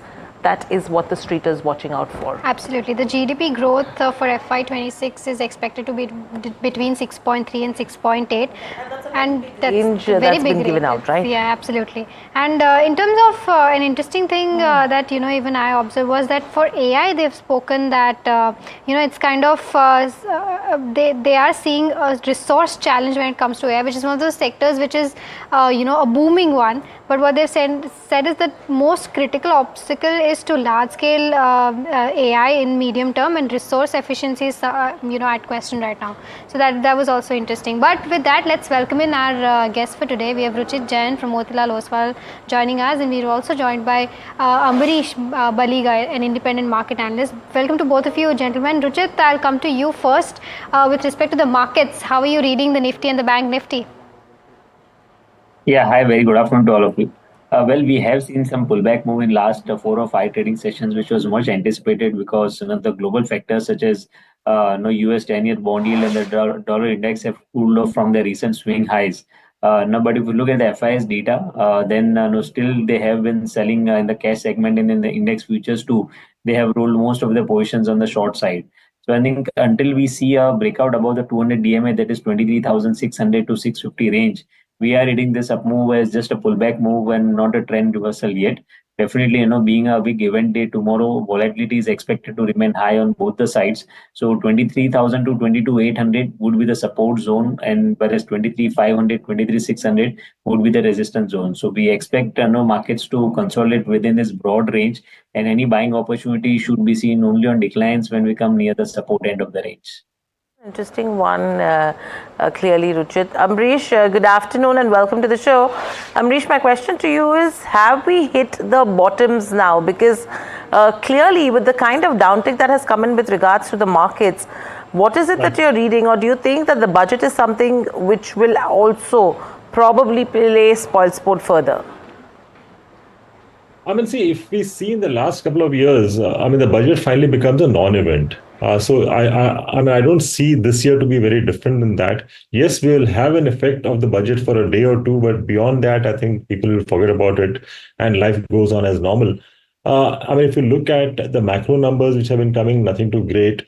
Earnings which have come for this third quarter, by and far, they've been a bit disappointing. There were a few surprises, no doubt, on the positive side, but mostly it's disappointing. So I really don't see, any of these really trying to push the markets up. We have seen an extremely good correction in the recent past. So a normal bounce back of, say, about 500, 800 points, I think that's quite normal. And that's exactly what we're seeing as of now. The way I see it is possibly post-budget, we could in fact see lower levels. I'll not be surprised if we see levels of closer to about 22,000 or slightly below that. And that's the time I think it becomes decently priced and could be, good value. It could be a good value picking time at that point of time. Because when I talk of the Nifty going to 22,000 levels, you'll see individual stocks actually correcting much more. So that's the time I think one should be waiting for. All right, Ruchit, quickly, the Bank Nifty, how would you trade right now?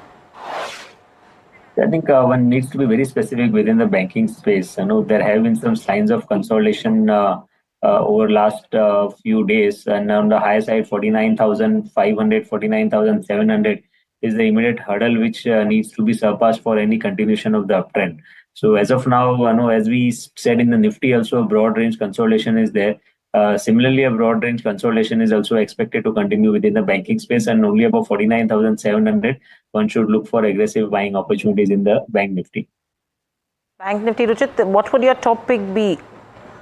So very specific, as I said, within the banking space itself, Kotak Bank is one stock which on a positional basis looks positive. So if you look at this stock, compared to the other names, it has shown a good relative outperformance in the recent corrective phase of the market. And also since last 3 or 4 years, we have seen a broad consolidation phase in this stock, and it's now on the verge of a breakout of this consolidation. So we advise to go long on Kotak Bank over here, since the risk reward ratio is favorable, with stop loss below 1800 for potential short-term targets around 2070. All right, Nestle is the counter, and consumption overall is in focus. Let's pull up the Nifty FMCG and see how it's faring in trade today. There you go, Nestle is up 4%, but if you can pull up, there you go. 1.7% on the Nifty FMCG, and the contributors are also almost every contributor on the Nifty 50. There you go. It's Tata Consumer, Nestle, Balrampur, ITC, all of them up ahead of results. So probably boost in consumption is what we are clearly expecting. But in terms of Nestle, the revenue is up 4%, EBITDA down 0.9%, margins down by 110 basis points, and net profit was up 5%. And on the back of this, the stock is also buzzing. The results are in line with the expectations. Amrish, I'll come to you. If you had the chance to see the numbers, how did they fare? They were in line with what the analysts were expecting, but and one of those companies that has kind of posted decent numbers where consumption is actually slowing down. So what do you make out of the numbers that Nestle posted? See, Nestle numbers are not really seen it very closely. But then if you're talking of consumption overall, I mean, in the recent past, we have seen consumption taking a beating. But I mean, at least the way ahead, clearly we see the rural demand picking up faster than the urban demand. But over the next possibly 2 or 3 quarters, we should also see the urban demand coming back on track. And for most of the companies in the consumption space, including Nestle, Dabur, HUL, ITC, in fact, we are talking of a slightly high single-digit growth in terms of volumes, with some amount of increase in margins. So I think over the next 2 or 3 quarters, we should see most of them doing much better than what we are seeing as of now. So I think it's a good buying opportunity as far as the consumption space is concerned. Right, so that's with consumption, and Nestle seeing gains of nearly 4%. But shifting focus to the pharma pack, you have the stock of the day, which Varsha gets to us. Varsha, over to you. I think you're looking at Wockhardt, blockbuster in terms of the stock performance. And the reason why Wockhardt has been a blockbuster because of their star product called Zenage or WCK5222, which was under phase 3 trial, has successfully completed that major clinical trial, that is phase 3.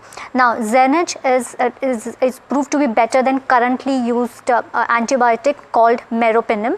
Now trial focused was on complicated urinary tract infections, which they've completed.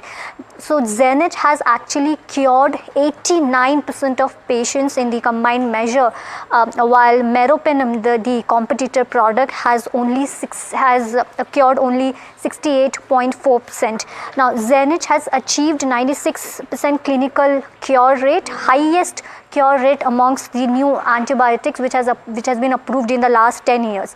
Now why this is important and why we are talking about this, because after this, now phase 3, rather the clinical trials are actually important for a pharmaceutical company to get their product approved in US and in European countries and even in India. So now because of the completion of the phase 3 trial, Wockhardt plans to ask the US and European countries to approve this product Zenage so that doctors can prescribe to their patients.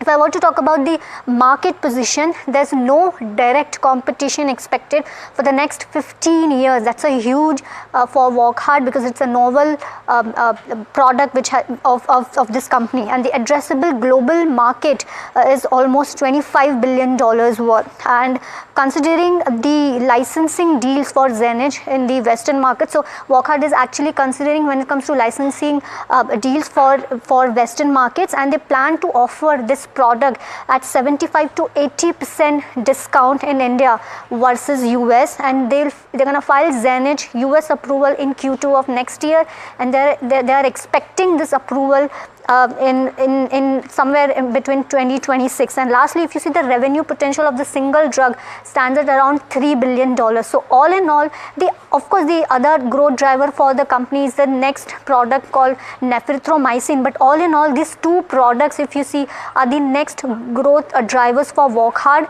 And so this is the reason the completion of the phase 3 trial of Zenage is the reason why the stock is buzzing today.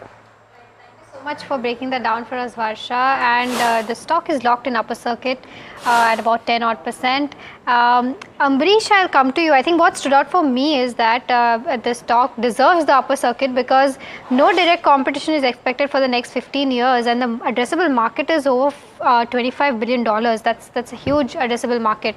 How are you reading this? And if let's say from 2 years, 3 years down the line perspective, how should one play with a stock like Wockhardt? Wockhardt, because it's seen a significant up move. 1 year, it's been up over 260 odd percent.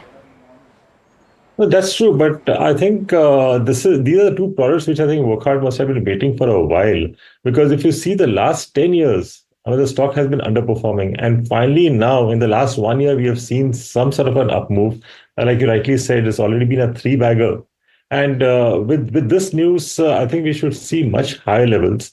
I mean, although it may not be a one-way move, we could see some corrections. So I would really say that whenever there's a correction, I think it would be a good time to buy Wockhardt, because this is a stock, at least for the foreseeable future, at least the next 3 to 5 years. Okay, GHCL is the counter that's come out with its earning. But before we move on to that, we have Harsh also joining in. And Harsh, if you have had the chance to look at Cholamandalam by any chance, good set of numbers it seems, if you can address the numbers. Yeah, so let's pull it up. In fact, let's pull up the stock as well. Slightly muted reaction, at least as of now, where the stock is concerned. The numbers showing around a 24% growth YOY, even though total income has expanded far more, not the best metric to look at. But in the sense, the way in which we've seen a sharp reaction on the counter, 1.5% lower. I'm going to quickly pull out the numbers, especially on the provision side. Will be interesting to see what that provision number looks like. And I'm just going to quickly pull that out. Well, we're looking at provision number of 664 crore rupees versus 624 crore last quarter. So we're seeing a bit of a spike where provisions are concerned. So asset quality is suddenly starting to see a bit of pressure. I'm also going to try and pull out the NPA ratios as to what's happened there, because outside of that, it doesn't look like a bad set of numbers at all. You're looking at profit after tax, which is sitting at around 1,087 crore versus 963 crore same time last quarter. And you're also seeing a solid expansion with regard to profit after tax. So growth seems to be quite robust overall. But with regard to NPA ratios, I'd be curious to know where that sits. 4% is where the gross NPA ratio is at, net NPA at 2.66. We're seeing slight spikes on both of those numbers. And while I'm pulling that out, let me quickly also take a view from Ambarish Baliga. Ambarish, on some of these NBFCs, you had a Shriram Finance declare numbers, you had a Bajaj Finance as well. Both of them declared an overall good set of numbers. Sub 2.5% credit cost number, definitely looking quite decent in a market or in an environment where asset quality has come back sharply into focus. Right. Any of these that you prefer? We've seen a decentish rally that Bajaj Finance has seen as well. Just basis valuations, is there any of these lenders that you prefer? And Chola, in that context, what's your view? No, see, in this case, overall, I would still be worried about the asset quality because if, any of them have not really shown, a higher provision or a declining asset quality, then I would say something is wrong. Because most of the companies in this space have seen asset quality declining. So at least for the next 1 or 2 quarters, I would still wait to see as to where they finally land up. Because there's a lot of pain at the bottom of the pyramid. I mean, if you're talking of retail, if you're talking of microfinance, there's a lot of pain in that space. So I think one should wait for a while before really taking a plunge. Even ROA is, the PBT ROA has come off a wee bit, 3.1% now. 3.2% in Q3, 3.1% year to date. The guidance has always been that they'll be somewhere at 3.5% odd. So that's not taken too favorably by the street. Ruchit, what should one do in terms of Chola for a trade? So I think the stock has already seen some correction along with the broader markets over the last few weeks. And 1330, 1350 is the resistance level which has not been surpassed yet. So I would wait for a breakout above 1350, and if that level is broken, then one can expect a move towards 1500 to 1520 kind of range. So as of now, one can keep it on watch list. Only about 1350, I would advise to create fresh long positions. Right, Ruchit and Amrish, thank you so much for giving us those insights, and thank you so much for speaking to us at NDTV Profit. With that, it's time to slip into a short break, but stay tuned to NDTV Profit. More on the other side.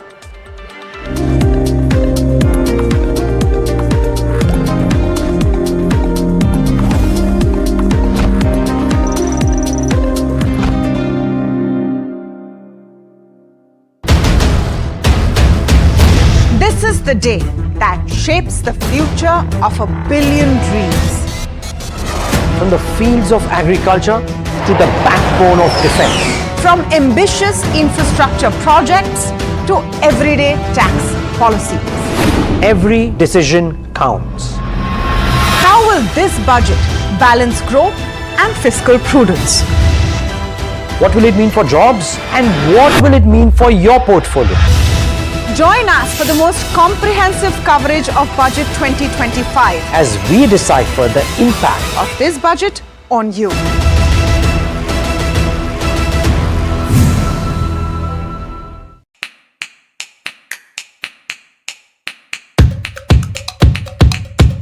STT definitely needs to change. Old tax regime. The 1991 budget was truly a game changer. I mean, the rest is history. Union budget. Budgets. General elections. Union budget. Two more, Yashwant Sinha and P. Chidambaram. Arun Jaitley. Arun Jaitley, I'd have to say. I think Manmohan Singh for sure because of the iconic 1991 budget speech.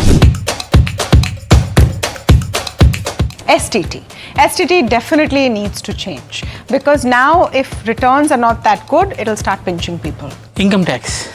I think income tax because that's what matters to me. Old tax regime. Depends. Old tax regime currently. I would say healthcare and education. I'd believe infra. Oh, certainly more allocation towards infrastructure. That's what's keeping the wheels turning right now. Game changer, but not in a positive way, was the budget when farm loans were waived off. There are a couple of them actually. 1991, Manmohan Singh, that was the budget which opened up the economy. Then 97, Chidambaram, who reduced the tax rate from 40% to 30%. In 2001, I think, if I'm not wrong, Yashwant Sinha, who reduced all the duties on customs that led to the computer age or the IT age taking off in India. I think the budget in 2022, where capex was done in a very big fashion. There were several actually. 1991 was something that stands out, and I mean, the rest is history. As I said earlier, Manmohan Singh's 1991 budget, I was a very young child at that point in time. But as far as I understand from reading about it and watching a lot of commentary from experts about it, 1991 budget was truly a game changer.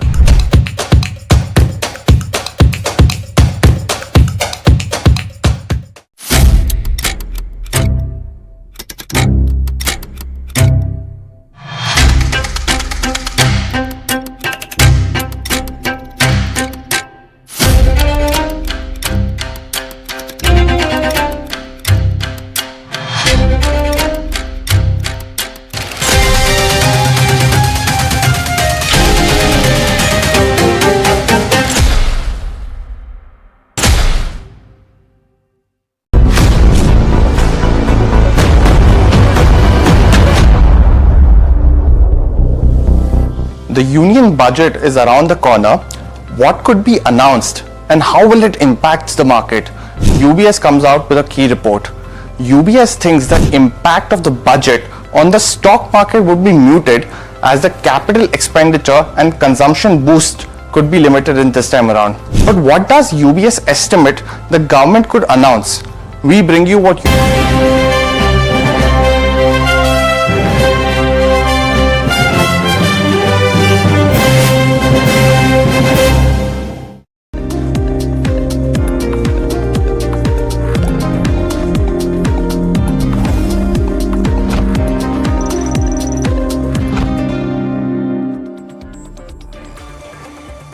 you watching India Market Close. Well, let's go on to our next segment, that is Heard on the Street. Now, NDTV Profit brings you all the chatter from dealing room. My colleague Somit Sarkar joins with us with more details on that. Somit, what did you hear today? Well, a lot of buzz just ahead of the budget. Tomorrow is the big day. Markets are also open.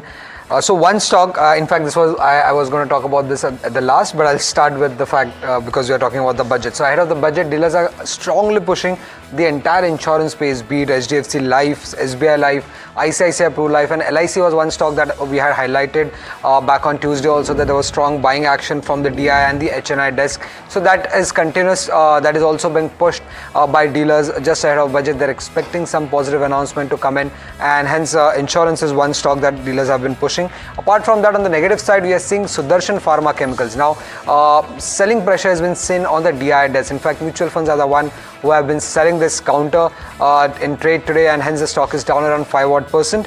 Apart from that, and this is an interesting one, and that's Paytm. I guess we were talking to Harsh also this morning. If you look at the cash balance of Paytm, that stands at around 13,000 crore rupees. Now, of this 13,000 crore, they cannot use 2,000 crore for buyback, but the buzz is that there can be a buyback on this counter. Now, from the total 13,000 crore pool, they can use 11,000 crore, which is nearly 20% of their current market capitalization. So there's a buzz of buyback, potential buyback that could happen. The company is also meeting a lot of investors over the next couple of weeks. So Street is quite bullish on this stock. And on the negative side for Paytm, do remember there's also a buzz that there could be one FI who could put his stake on the block. So on the negative side, there's a possibility of a block deal, but on the positive side, the company is meeting a lot of investors over the next couple of weeks, and there is a potential buyback buzz when it comes to Paytm. 24% down from those highs just a month ago, Somit. So fascinating that Paytm makes it to your list. And will be very interesting if they do announce that buyback. This is the second buyback since they have correct. listed. 2022, I remember the last one they did at 500 odd, right? And now at 770. So I mean, willing to pay 50% more for likely a very similar kind of company. But yeah, I mean, part 2 profitability becoming clearer. We're joined in by Kunal Shah, Senior Technical and Derivative Analyst at Sharekhan. Kunal, talking Paytm and drawing focus, because we've seen that stock under some bit of pressure. What's the sense like on charts at this point? I think on the charts, we have seen that the stock has been already trading in a downtrend, low top, low bottom, are still intact. The stock is trying to take a support around the mark of 759, 760 zone. And once this is taken out, you can expect further downside in the stock. So it's stuck in a range. I think if one wants to go long into, can wait for a levels of at least 800 on the upside, which is a strong resistance. Once that is taken out, then one can initiate long positions, but not at the current levels. Right. Okay. Right. I think it's very interesting to address Mahindra Holidays because it's up 11% right now in terms of numbers. Well, in terms of revenue, the growth is at 7%, but EBITDA has seen a growth of around 39%. Margins have improved from 16.6 to 21.5. Their margins have remained within the range of that 16-17% mark, and net profit has tripled from 11.6 crores to 34.8 crores. So good set of numbers, and the stock is, but that hike has just come post the earnings announcement, and there you go, it's up about 10% as we speak. Kunal, on the charts, Mahindra Holidays, how does it look? Because right now, of course, it's reacting to earnings, but overall, how does the chart fare? I think overall we have seen a very sharp correction in the stock from the higher levels. If you see, the all-time high was 500, the stock has corrected to 300 levels on the downside. Clear cut in an oversold territory. And even if I look at the historical chart, 300 was the level earlier as well from where the previous breakout had happened. So we were trading at a demand zone, and from a demand zone we have got a strong buying post the results. So I think a very good opportunity, even at the current levels, or if you get any dips, that could be an opportunity to buy. I can expect the stock to go first towards the mark of 394, which is the first hurdle for the stock. And once that is taken out, we can expect levels of 415 on the upside. And Kunal, your budget trade, what should one expect? See, I think firstly, in fact, we talk about budget. We at Mirai Asset Sharekhan are bullish on the housing companies. So I think there will be something for the housing finance company, and this is where our focus is on. And out of this, we like one company, and that is Woodco. So Housing and Urban Development Corporation. So overall, a small company, but I think it looks fantastic on the technical charts as well. Relative strength is visible over here. On the PSU space, the kind of fall we have seen, even Hudko has corrected from 350, 360 to the mark of almost 200 on the downside. I think a very good risk to reward ratio is what we are getting here. The technical chart setup looks positive. It has been trading taking support at 200 at 200 rupees, which is the rising trend line for the stock as well. So I think the demand zone is quite visible. The bottom has been made on the technical chart, so one can start buying at the current levels. Keep a stop loss of 205 on the downside, and one can look for target of 260 to 280 on the higher end for Hudko. So that is something which is looking very good from a budget perspective. Second thing, the stock which looks good for again from a budget perspective is SBI. I think PSU banks have been again hammered a lot. There will be something for the PSU banks as space is what we are looking at. So over there, my pick would be SBI. Again, the correction has been sharp in SBI from the levels of almost 900 to the levels of 725 on the downside. Now we find that this is the support for the stock. The support what we see is at around 730, 740 zone. Strong demand zone. Multiple times we have seen bounces from those levels. And again, we have taken a support at the same level. So I think SBI is a buy for me at the current levels. One can keep a stop loss of 750 and look for targets of 790 to 810 on the upside.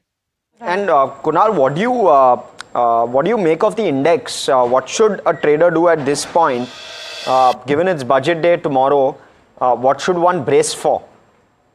So I think better to avoid the index at this moment. I think the volatility will be very high. So even if you're trading, be very selective in your risk management. These are the days where it can wipe out your entire capital if you go aggressively. So be light on your positions when you are trading an index. But having a view here, I think 23,400, 500 was the resistance zone.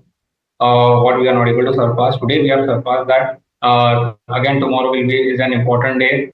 If we are able to sustain above this mark, we can expect the rally towards 24,000, 24,200 on the upside. So the view is biased. Charts are showing positive structure. Before the budget, we have seen that the range of 23,000, 23,400 has been taken out on the upside. So that's a positive signal. The data also indicates positive. So I think the 24,000, 24,200 is what I'm expecting on the upside. And even for the Bank Nifty index here, today it has been an underperformer. 49,000 has been support for the index, 49,000, 48,500 range. But after budget, Bank Nifty will be also waiting for the RBI policy. So there are two triggers for the Bank Nifty index. But overall, the structure for the Bank Nifty also looks positive. 50,000 is our immediate hurdle. 49,700, 50,000. We are not able to surpass that. So if in tomorrow's trading session on the budget day, we are able to surpass that, sustain above the mark of 50,000, then you can expect a sharp short covering in Bank Nifty, which can even take the index as high as 52,000 on the upside. Right. Vedanta has also posted its numbers and we're seeing an uptick in the stock. Let's pull up Vedanta. Revenue is up about 10%, but net profit is where the spike is 70%. Probably yet to dissect the results, but might be because of a one-off as well. But right now it seems that it's not actually no one-offs. Okay. No, we've got power and fuel charges which have come off sharply. So that's the one big positive. And the second big positive seems to be coming from the top line itself. Yeah, margins have also improved 24 to 28 odd percent. So good set of numbers, no one-offs, and the stock is up about 2% almost as we speak. So that's Vedanta for you. But let's go to our top 3 stocks of the day. Rucha is waiting by to give us those top 3 stocks. Rucha, what is there on your list? Thank you so much. So I'll start with PNB, that is Punjab National Bank. Well, net profit at about 4,500 versus 2,200 crore. Gross NPA stands at about 4.1% versus 4.48%. NIM, that is net interest margin, stands at 3.09% versus 3.3%. So largely flattish kind of growth over here. So good set of numbers is why the stock is buzzing up about 5% as we speak right now. Next one is Ircon International. Well, it hit an intraday high of about 9.5 5%, received an EPC contract in a joint venture with AMRIL. This is for the construction of rigid pavement and line drain of 122 kilometers of road in Manipur. Execution periods of 36 months, while the sale consideration is 164 crore rupees. As we speak, the stock is nearly at the day's high, up about 8% in trade. Moving on to the last stock, which is Cyient.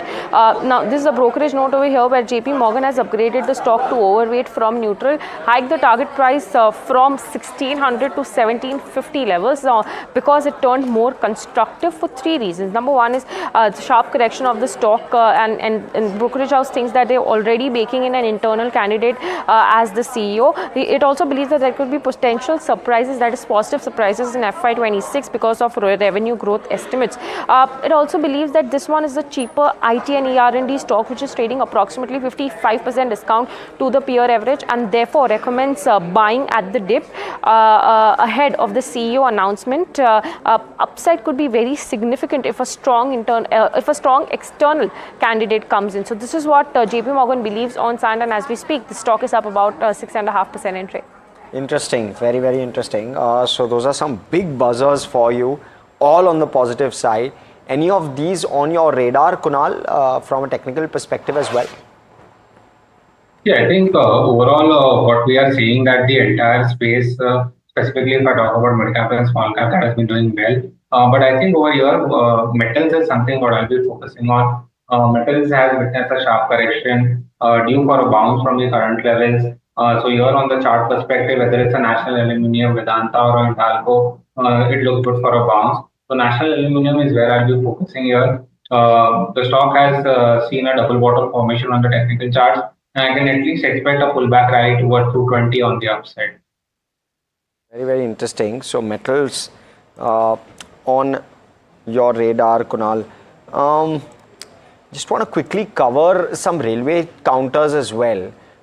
Given that we're talking about the budget theme and Texmaco Rail came out with numbers, let's if we can just quickly pull out what the stock is up to. There you go. Nearly we saw that bit of a spike on the back of numbers, but we're seeing a bit of a cool off as well post it.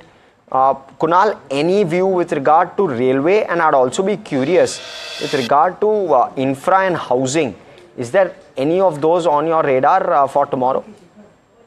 Yeah, I think firstly, if we talk about railways, I think that is going to be one sector that is going to be in focus in tomorrow's budget. So definitely, again, we have seen sharp corrections in the entire railway pack. So a bounce was due over here. Coming to the stock specific on that, I think RVNL again looks attractive. It has forming a high top, high bottom formation after the steep correction. The stock in today's trading session has given a breakout above the mark of 440, which was a strong resistance. So I think this looks strong for at least a pullback rally towards the mark of 500, 520 on the upside, which was the gap area which it had formed earlier. So this is a buy for me, RVNL on the railway packs, which looks good. And on the housing, what we discussed in the stocks as well, Hudco continues to be the top pick for me, even at the current levels. Good set of results compared to what the result season, what we have seen in the earlier and this one. So the results have been good. Has corrected from 360 to 200, so you're getting at a good price as well. And technically, the structure looks very attractive. So I think Hudco and RVNL, those both stocks could be a good buy at the current levels. All right, so those are a couple of stocks on Kunal's radar. Another stock that's flying around in trade is Wari Energy. Stock is up more than 9%. Multifold jump in the Q3 profit. We spoke to the CEO, Amit Pethankar, and he's given us a bit of an outlook on what to expect. Let's hear it from him. It's been a good quarter for us. What has worked out in our favor, of course, is a very, very strong order book. The order book continues to be very strong. As you might have seen from our press release, we are at 50 crores of order book, which is pretty much a record for us. And this is a record quarter for us from the perspective of revenues, EBITDA, PAT, and all of that. What has worked is a very, very strong execution machinery that we have, which has delivered to customers on time, and a strong order book is being realized. We have about, I would say, about 45% of the orders coming from India and the rest from the rest of the world.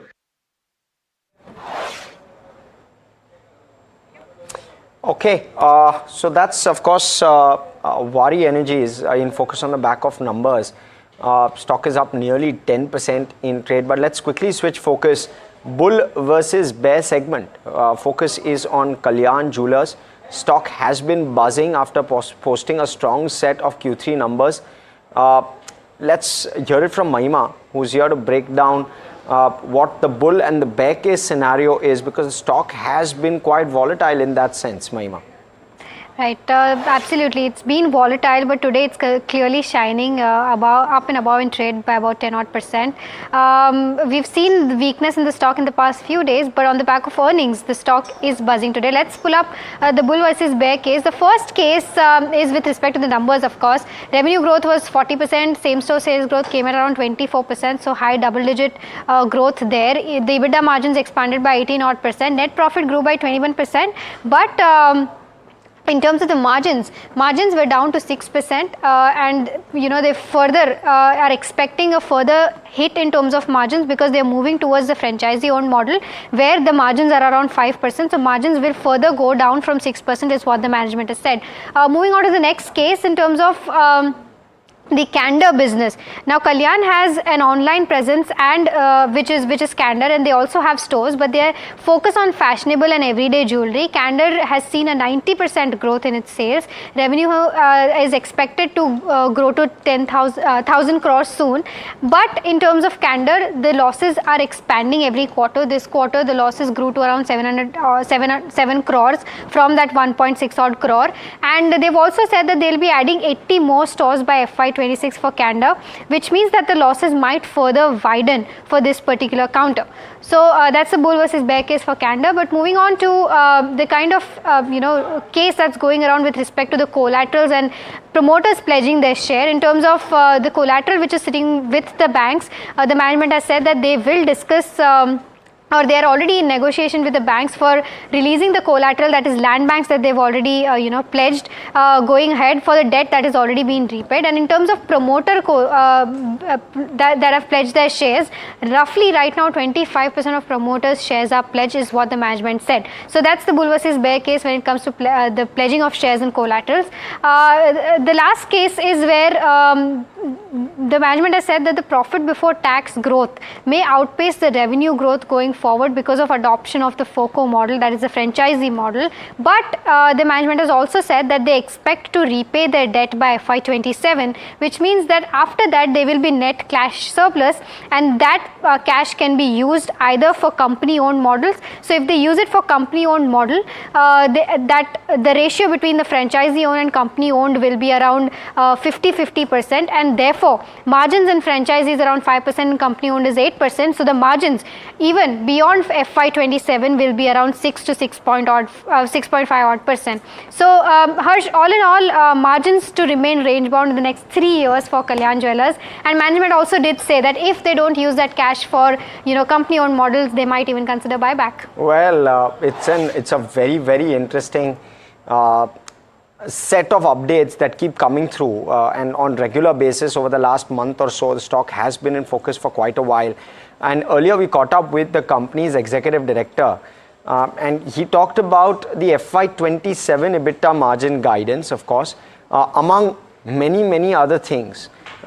We also spoke about the pledged shares. Why don't you listen into a slice of that at least? Again, you should look at it in two ways. If you are looking at PBT margins, even the first 9 months this year versus the 9 months last year, if you negate the metal loss, PBT margins have grown by around 0.2, 0.3%. Okay. And the way we should look at Kalyan Jewellers is PBT margins again, rather than EBITDA margins, because I told you EBITDA margins will degrow. Because if you look at, now we are at 40% franchisee revenue versus 60% owned store. If you look at 50-50 in the next year, then EBITDA margins will be only in the range of 6.5, right? So it will again degrow from where we are today. So you should look at the PBT margins. PBT margins are growing. If you negate the metal loss, PBT margins have grown in this year also. And for FOCO model, you know that the PBT margins are higher than our COCO model. All right, so that was the management of Kalyan Jewellers. With that, let's also welcome in Neeraj Diwan. A very good afternoon to you, Neeraj. We were talking about Kalyan Jewellers. It's seen an up move in trade today. How do you read the numbers, and how do you actually read the commentary that the management has given going forward? Yeah, good afternoon. Yeah, actually, the numbers were good. I think that momentum is showing today on the stock also. But the stock is too volatile for my liking. It's corrected from a very high level. It's been quite volatile. Margins are still very low. Expensive stock, there's debt also on the book. So I'm not very comfortable investing in something like Kalyan Jewellers.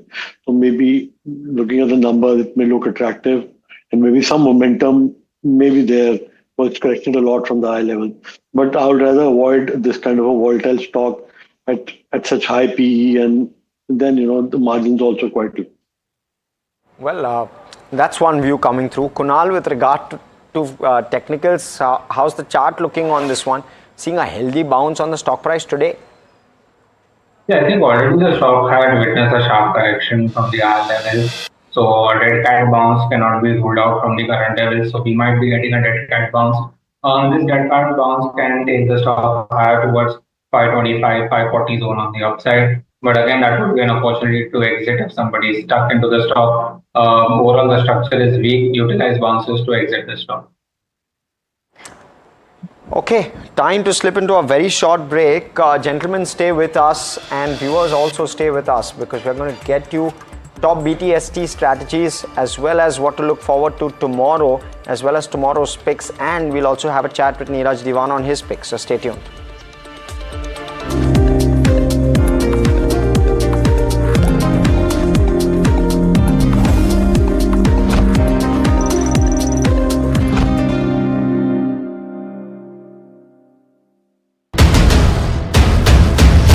This is the day that shapes the future of 1 billion dreams. From the fields of agriculture to the backbone of defense. From ambitious infrastructure projects to everyday tax policies. Every decision counts. How will this budget balance growth and fiscal prudence? What will it mean for jobs, and what will it mean for your portfolio?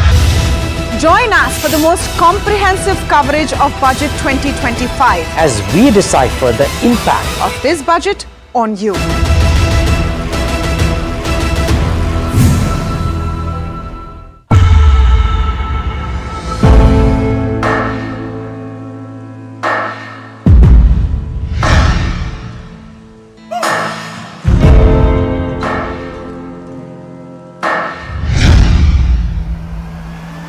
I present the budget for a historic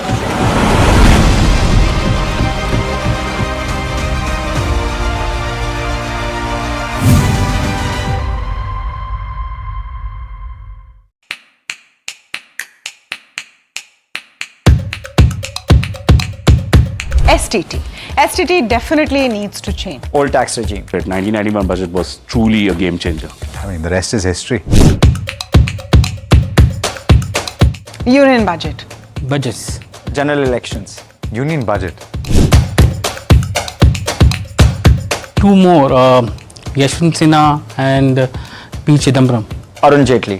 Arun Jaitley, I'd have to say. I think Manmohan Singh for sure, because of the iconic 1991 budget speech. STT. STT definitely needs to change, because now if returns are not that good, it'll start pinching people. Income tax. I think income tax, because that's what matters to me. Old tax regime. Depends. Old tax regime currently.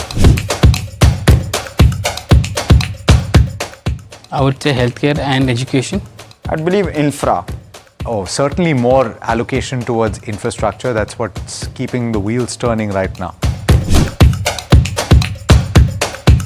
Game changer, but not in a positive way, was the budget when farm loans were waived off. There are a couple of them actually. 1991, Manmohan Singh, that was the budget which opened up the economy. Then 97, Chidambaram, who reduced the tax rate from 40% to 30%. In 2001, I think, if I'm not wrong, Yashwant Sinha, who reduced all the duties on customs that led to the computer age or the IT age taking off in India. I think the budget in 2022, where capex was done in a very big fashion. There were several actually. 1991 was something that stands out, and I mean the rest is history. As I said earlier, Manmohan Singh's 1991 budget, I was a very young child at that point in time. But as far as I understand from reading about it and watching a lot of commentary from experts about it, 1991 budget was truly a game changer.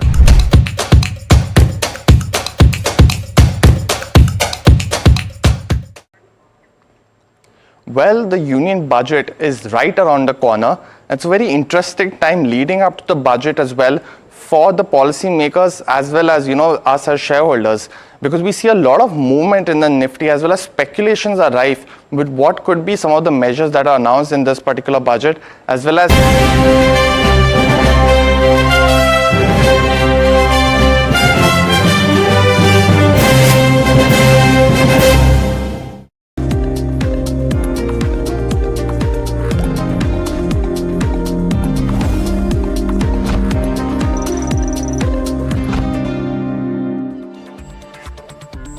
strong numbers coming in from UPL flashing at the bottom of your screen, 10% higher on the top line, which is largely in line with expectations, but essentially it's a beat on the EBITDA number. 2162 crore versus 1906 was the expected number. So a very strong beat coming in there, and therefore margins coming at 19.8% versus 17.4 expected. The last year margin, of course, not a comparable. It was a tepid year. It's been a difficult time for UPL. And the net profit clocked at 840 crore nearly. The expectation was something closer to 200 crore. So a very, very strong beat. Stock is now up 4% in trade. But we